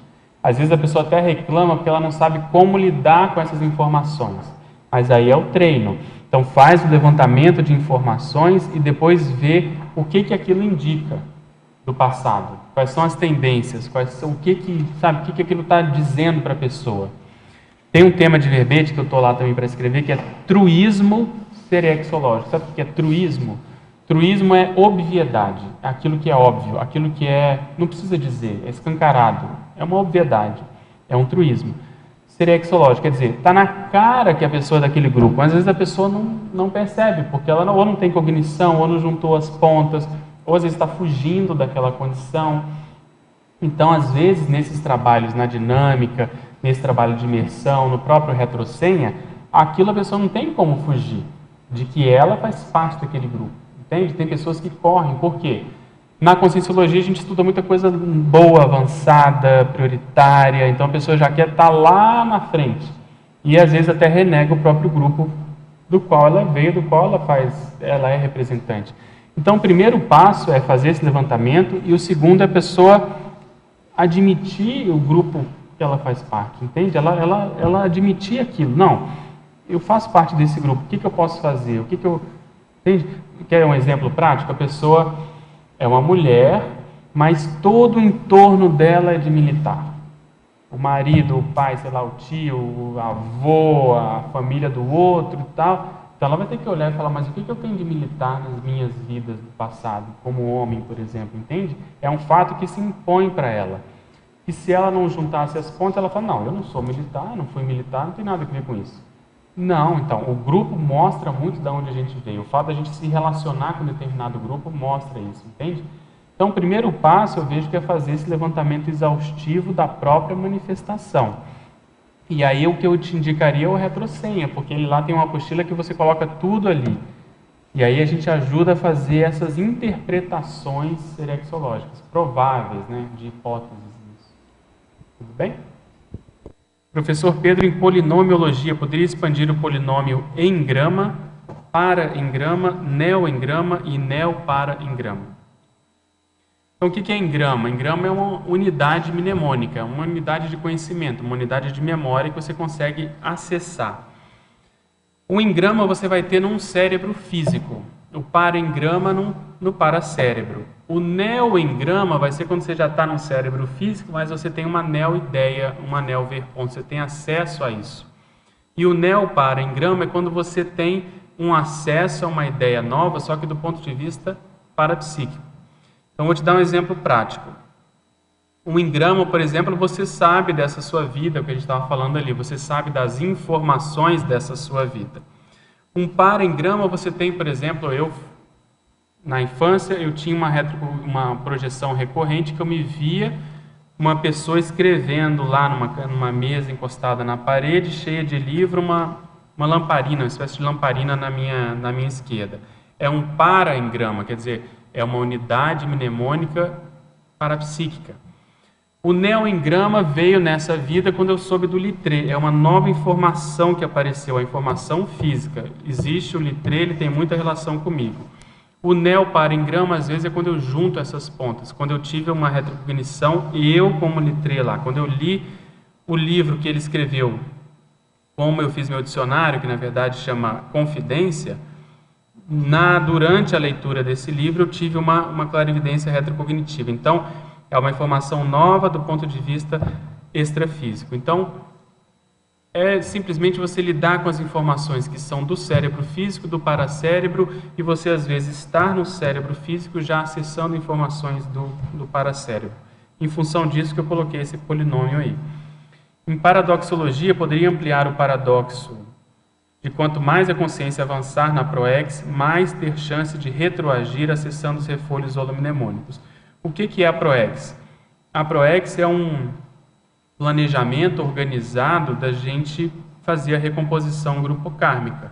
Então, a gente programa aquela vida com aquelas pessoas, nascendo naquela família, tendo aquela profissão, exercitando certos trafores e cuidando de certos trafares, no sentido de eliminá-los, de melhorá-los. Então, quanto mais você avança nisso, mais você tem chance de ir reavendo coisas do passado. É como se você fosse expandindo a sua atuação. A pessoa está aqui na proex, ela está indo bem com aquilo que foi proposto, está se saindo bem, está indo bem o tempo vai passando, os amparadores falam, não, agora a gente pode expandir um pouco mais. Então, além de lidar com aquilo que é do cotidiano, do dia a dia, ela vai começar a lidar com processos do passado. Então, ela vai ter que considerar aquilo que a gente comentou, quem é quem no passado, essa pessoa hoje lá no passado, quem foi, quem poderia ser, com quem que eu acertei, com quem que eu errei, enfim, faz essa expansão cada vez maior até o fato dela poder assistir mais pessoas. Então, no caso, a TENEPS tem uma função primordial nisso. O que significa, em outras palavras, a pessoa avançar na PROEX? É ela avançar na assistencialidade. Se ela avança na assistencialidade, ela tem mais amparo. Então, os amparadores ampliam a retrocognição em função disso. E outra coisa, se ela avança na interassistencialidade, ela tem mais contato com pessoas. E ter mais contato com pessoas é você ter retrocognições se você tiver parapsiquismo também.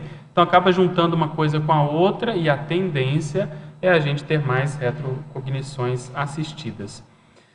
Ele pede aqui também para a gente falar da retrocognição duplológica, número 10.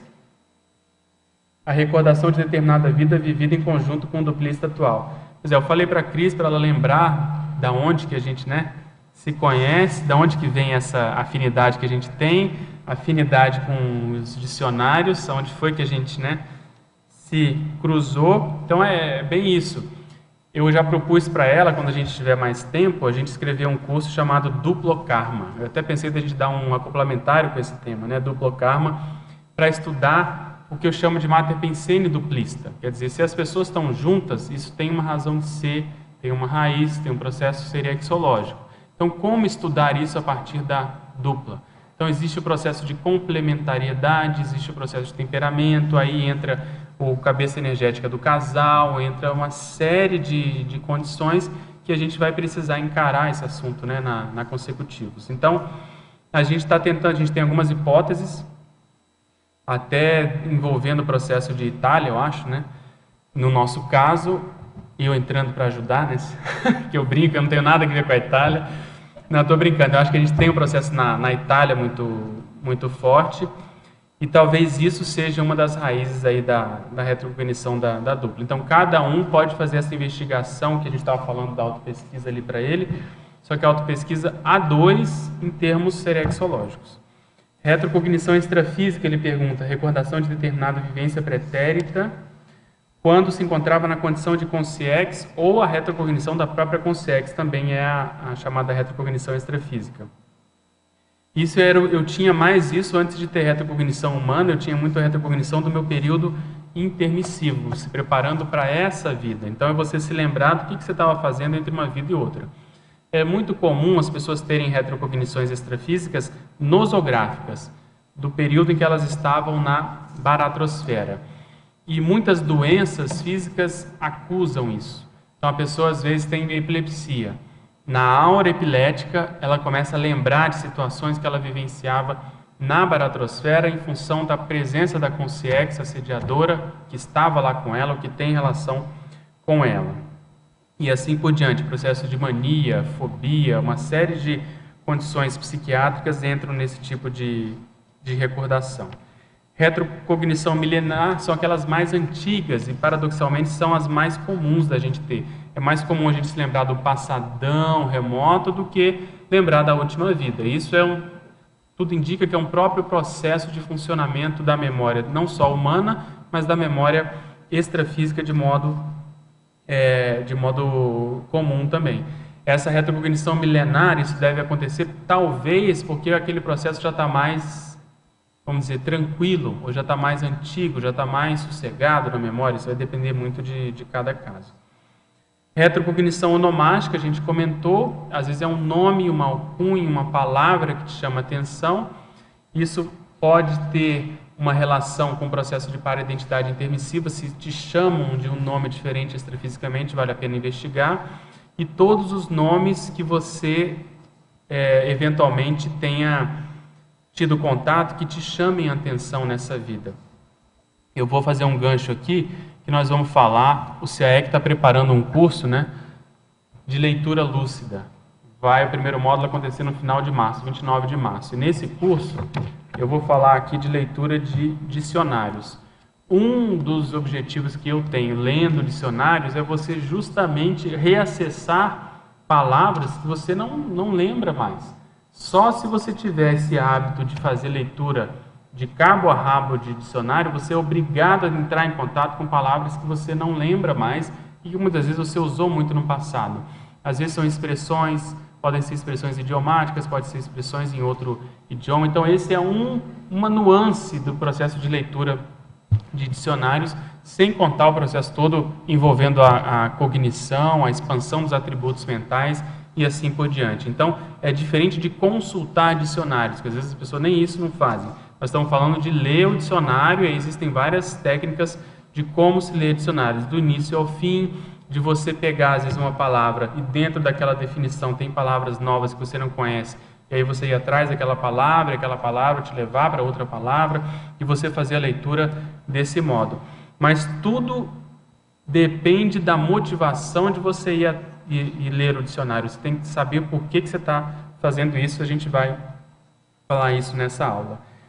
Retrocognição pré-humanoide é a mesma coisa. Essa é mais difícil, é você lembrar, porque a gente parte do princípio que nós tivemos vidas em outros corpos, né? Com psicossoma de animais, com psicossoma de insetos, psicossomas vegetais e assim por diante. Pode ter sido nesse planeta ou em outros. Existe um verbete na enciclopédia, se não me engano, chama autancestralidade, quer dizer, a ancestralidade da própria pessoa. Então, nesse verbete, o professor Valdo aborda esses assuntos, que é um assunto muito avançado e até certo ponto mateológico, quer dizer, a gente lembrar de quando nós éramos pré-humanos. Mas a gente admite essa possibilidade. Retrocognição recorrente, em geral, é fruto de um trauma, o processo emocional pega muito e fixa muito, e a pessoa tem aquilo que a gente comentou, um sonho recorrente, uma projeção recorrente, um pesadelo recorrente, e isso normalmente tem uma raiz serexológica traumática. E retrocognição ressomatológica, quer dizer, é o máximo você poder lembrar do período que você estava para nascer, do período que você estava preparando essa intermissão, porque aí você sabe, mais ou menos, tem acesso a tudo que você veio trabalhar.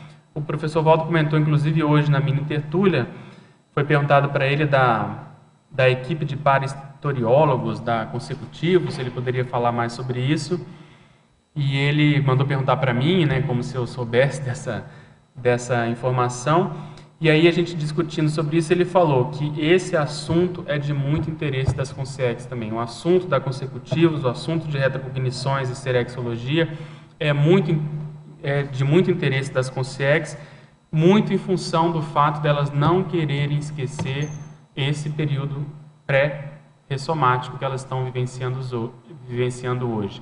Porque ali elas sabem quem foram, quem acabaram de ser na última vida, e eventualmente até algumas vidas para trás, e elas estão se preocupando de tentar, né, desenvolver técnicas para tentar reacessar essas informações depois que nasceram. Professor Pedro, no parágrafo cotejo, página 5, poderia explicar retrocognição afetiva e ideativa? Sim. Uma coisa é você lembrar de alguém, por exemplo, lembrar da Cris numa vida passada, é um processo emocional, existe um vínculo emocional, existe uma emoção permeando isso, e a gente parte do pressuposto que é mais fácil essa condição, que a emoção ela dá essa carga mnemônica muito forte, por isso que os traumas também têm esse cunho. E o processo ideativo é você, às vezes, lembrar que você já trabalhou com aquele assunto há muitas vidas. Assunto de dicionário, assunto político, por exemplo, uma determinada ideologia política, a pessoa começa a mexer com aquilo, nessa vida ela pode se ver no passado fazendo a mesma coisa. Então tem mais a ver com o processo de ideias, um processo mais mental somático. Ao professor Pedro, na fatologia, página linha, poderia explicar a folha de avaliação número 84 do conscienciograma, que a gente cita aí na fatologia? Essa eu vejo que é o pontapé inicial para a gente fazer o serexograma. Então você tem que olhar ali as 20 perguntas que tem sobre isso. Eu considero que hoje até essas perguntas não são tão avançadas para o nível médio que a gente está na conscienciologia, esquecendo principalmente as últimas, que são as mais avançadas e sempre serão. Mas ali é muito se a pessoa já admite a Seriex, o quanto que ela admite, o quanto que ela tem conhecimento, qual o nível do conhecimento, se esse conhecimento é teórico, se ele é prático, como que a pessoa atua nessa vida aqui a partir da Seriex, quer dizer, sob o olhar serexológico e assim por diante. Então a gente tem esse projeto, né, de poder expandir essa folha de avaliação. Na parafatologia, página 1, no final da 4ª linha, poderia explicar as retrocognições autênticas indicando o nível do ciclo multiexistencial grupocármico? De maneira recorrente tenho retrocognição com uma menina que diz Je suis la fille de Blanchet. No complementário foi claro a presença de uma criança. Não me dedico muito a essas pesquisas, pois estaria nesse momento saltando etapas. Por onde, na sua opinião, eu poderia começar a investigar para começar? Aqui ainda é muito pouco essa retrocognição recorrente dessa menina. Você tem que tentar expandir essa retrocognição naquilo que a gente falou.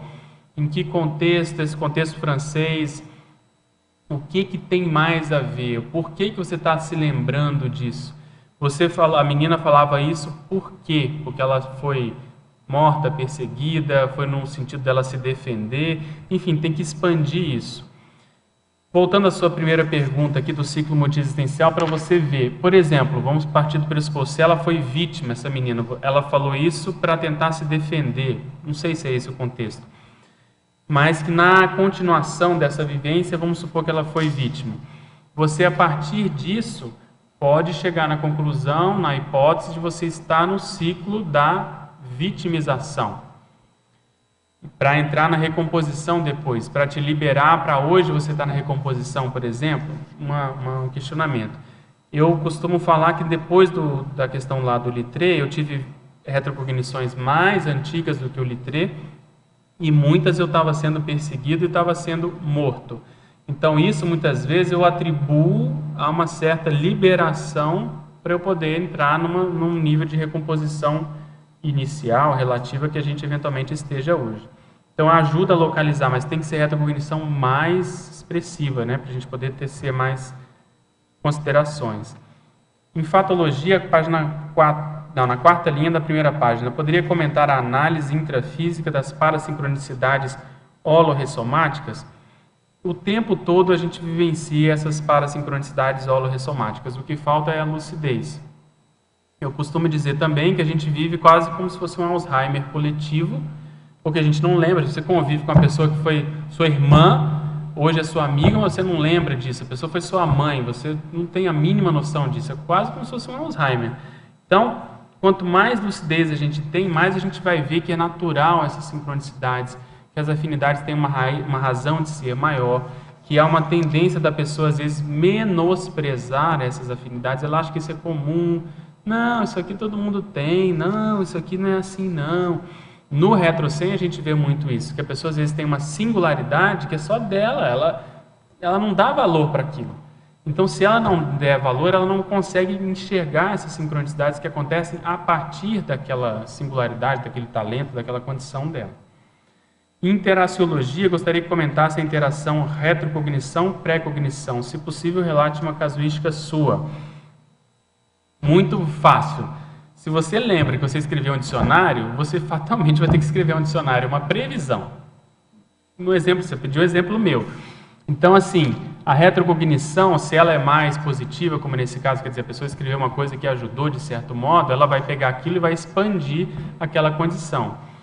Se você lembra que você foi assim, matou muitas crianças, seria bom você, né, pré-cognição, eu devo assistir muitas crianças. Então, é quase que o contraponto. A retrocognição, ela te induz a uma ação futura antipódica, ou pelo menos para você expandir aquele acerto que você começou a ter. Então, nesse sentido é que tem essa interação muito próxima. Professor Pedro, em sinergismologia, sinergismo, retrocognição lúcida, teática, proexológica. É o que a gente está comentando, é a mesma coisa. Toda retrocognição, ela tem que ter a mensagem do fenômeno. A gente tem que discernir, dissecar qual é a mensagem. Por que eu estou lembrando disso? Qual é a aplicação que eu faço disso hoje?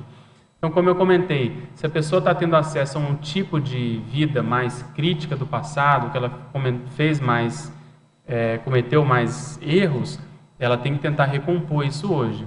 Então é muito comum, às vezes, a pessoa, se na hora que ela cometem uma injustiça com ela, acusam-na de ter feito alguma coisa que ela não fez.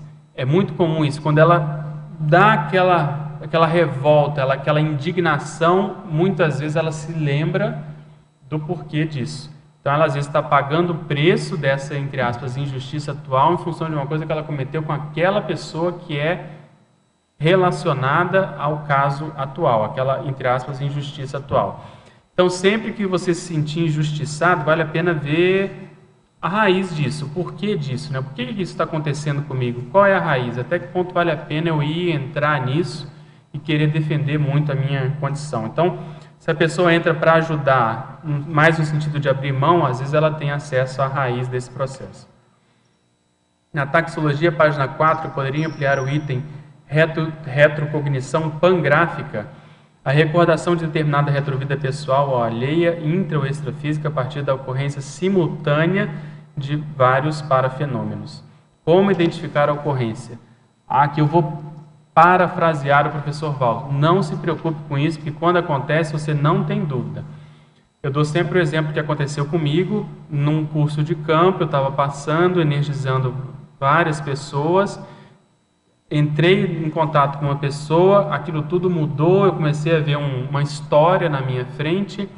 Havia uma consciência que estava acusando essa pessoa de um determinado contexto envolvendo essa história que eu estava vendo, e ao mesmo tempo tinha um amparador aqui me dando alguns insights sobre como melhor ajudar essa pessoa. Então, a pangrafia que eu entendo, que o professor Valdo comenta, é você ter várias fontes parafenomênicas acontecendo simultaneamente. Então, você tem a clarividência, a clareaudiência, a sinalética, o processo remoto e o processo simultâneo.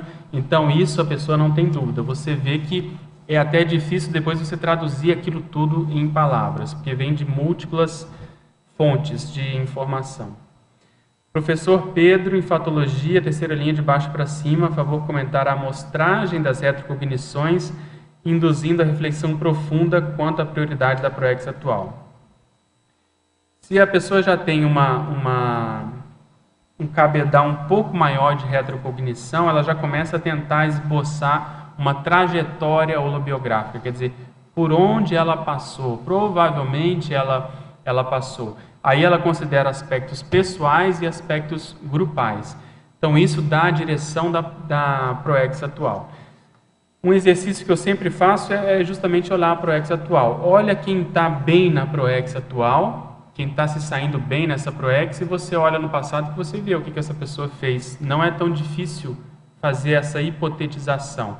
E aí, quando você conversa com a pessoa, normalmente ela tem hipóteses de personalidades muito assemelhadas a esse perfil que ela está exercendo hoje. Então, tem uma relação muito, muito próxima. Ainda na fatologia, última linha, a favor comentar também a taxologia retrocognitiva e evidenciando os trafais pessoais para a aquisição do complexo. Quando você tem uma cosmovisão das retrocognições, que é o que essa taxologia propõe, você tem assim uma panorâmica e você vê o que eventualmente está faltando. Então, só de elencar esses itens, o processo afetivo, eu posso avaliar como é que está o meu duplismo hoje. O processo de retrocognição alheia, eu já tive a retrocognição por alguém, daquela pessoa, já tive essa condição, no meu complexo, será que isso não está relacionado? Processo de construção, o que eu tenho que ver com construção, com empreendedorismo, com abrir novas picadas? Será que na minha proex não tem nada desse processo? Eu sempre achei que eu faltei essa aula de empreendedorismo, que eu não tenho esse perfil mais empreendedor. Mas agora eu estou sendo obrigado a abrir essa nova frente, que é uma nova IC, que tem relação com isso. Então você tem que recuperar de algum modo esses cons e tem que tentar desenvolver os cons que você não tem sobre essa linha. Então, se você fizer uma análise desses tipos de retrocognição, fazendo esse cotejo com a proex, você vai poder ter essa noção mais aprofundada do que te falta para adquirir o complexo eventualmente. Quando uma retrocognição vem em sonho, após ler sobre a bibliografia da personalidade e assistir filmes sobre o assunto, qual o próximo passo para continuar pesquisando a ponto de confirmar essa informação? Ou seja, qual o momento em que não haveria mais dúvidas? O momento é o da retrocognição. Então, a pessoa tem que se convencer normalmente através da retrocognição. É um autoconvencimento. E o próximo passo, eu vejo, é você fazer assistência a partir disso.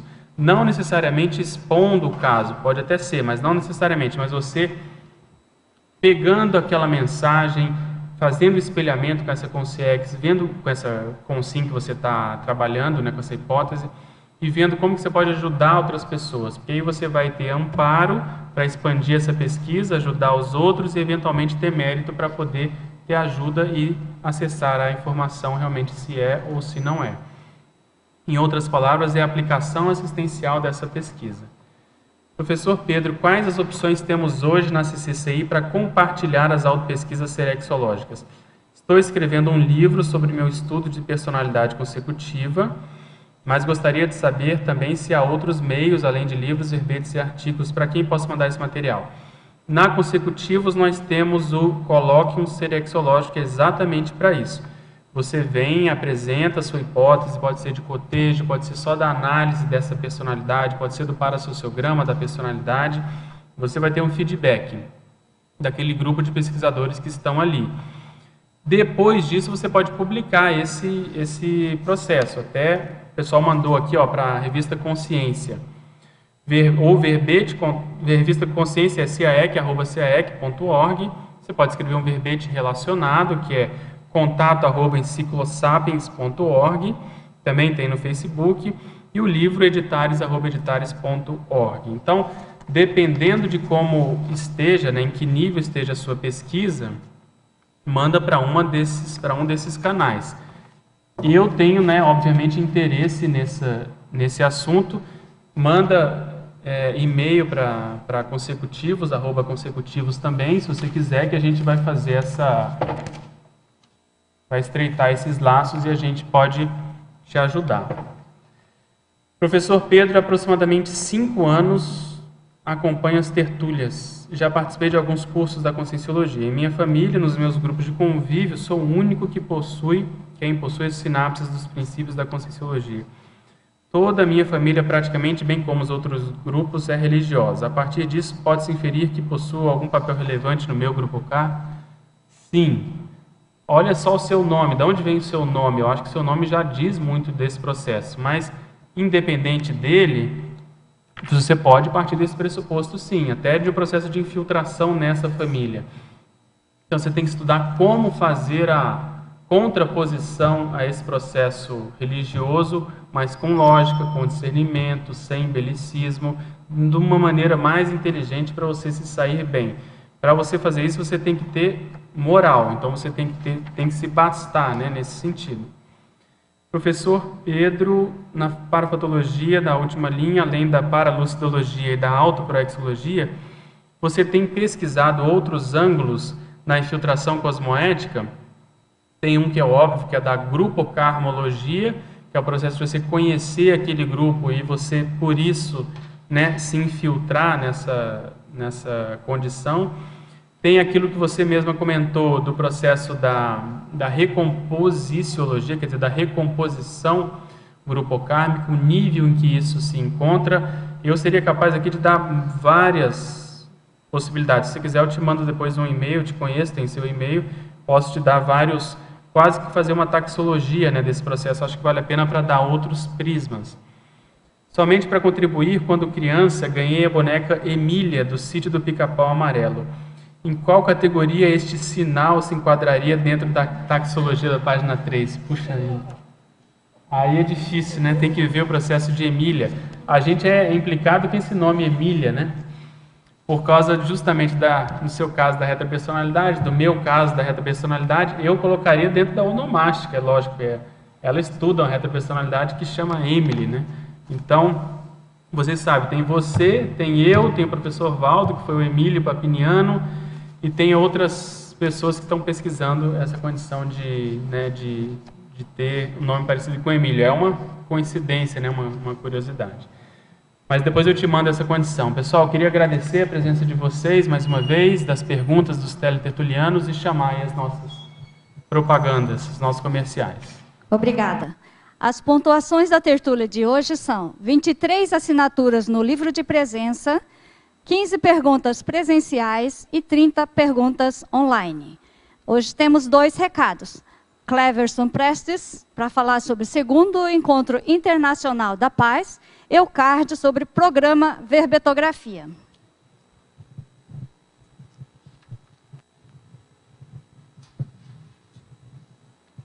Boa tarde a todos. Convidamos os tertulianos e as tertulianas para o 2º Encontro Internacional da Paz, que ocorrerá no dia 18 a 21 de abril, no campus do IPC, em Saquarema, Rio de Janeiro. Teremos mesas de debates, apresentação de pesquisas, conferências, entre elas a do professor, filósofo e advogado J. Vasconcelos, defensor do conceito de democracia pura. E no final de semana anterior ao evento, né, dia 11 e 12, lançamos um curso inédito, Pacificaro, com dinâmica de campo criado para o futuro Laboratório da Paz. Inscreva-se e contribua com suas energias. Participe das palestras sobre a temática Paz na sua cidade. Confira a agenda no site do www.iipc.org ou informe-se pelos fones, o código 21 do Rio de Janeiro, 3153-7575, ou no Foz do Iguaçu 45, código 45-2102-1448. Obrigado.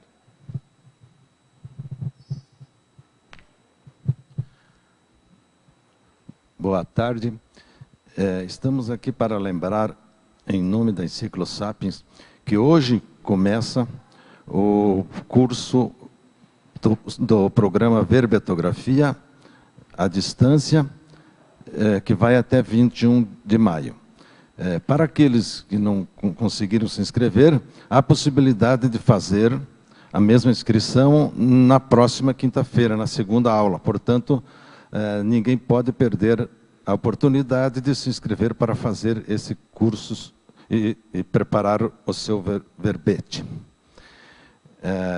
Para informações e inscrições, junto à recepção do CAEC, pelo telefone código 45 35 25 26 52, ou pode ser feito também diretamente pelo e-mail do CAEC, @caec.org. Depois, então, a outra possibilidade será o outro curso do 2º semestre, que começará em 6 de agosto. Muito obrigado.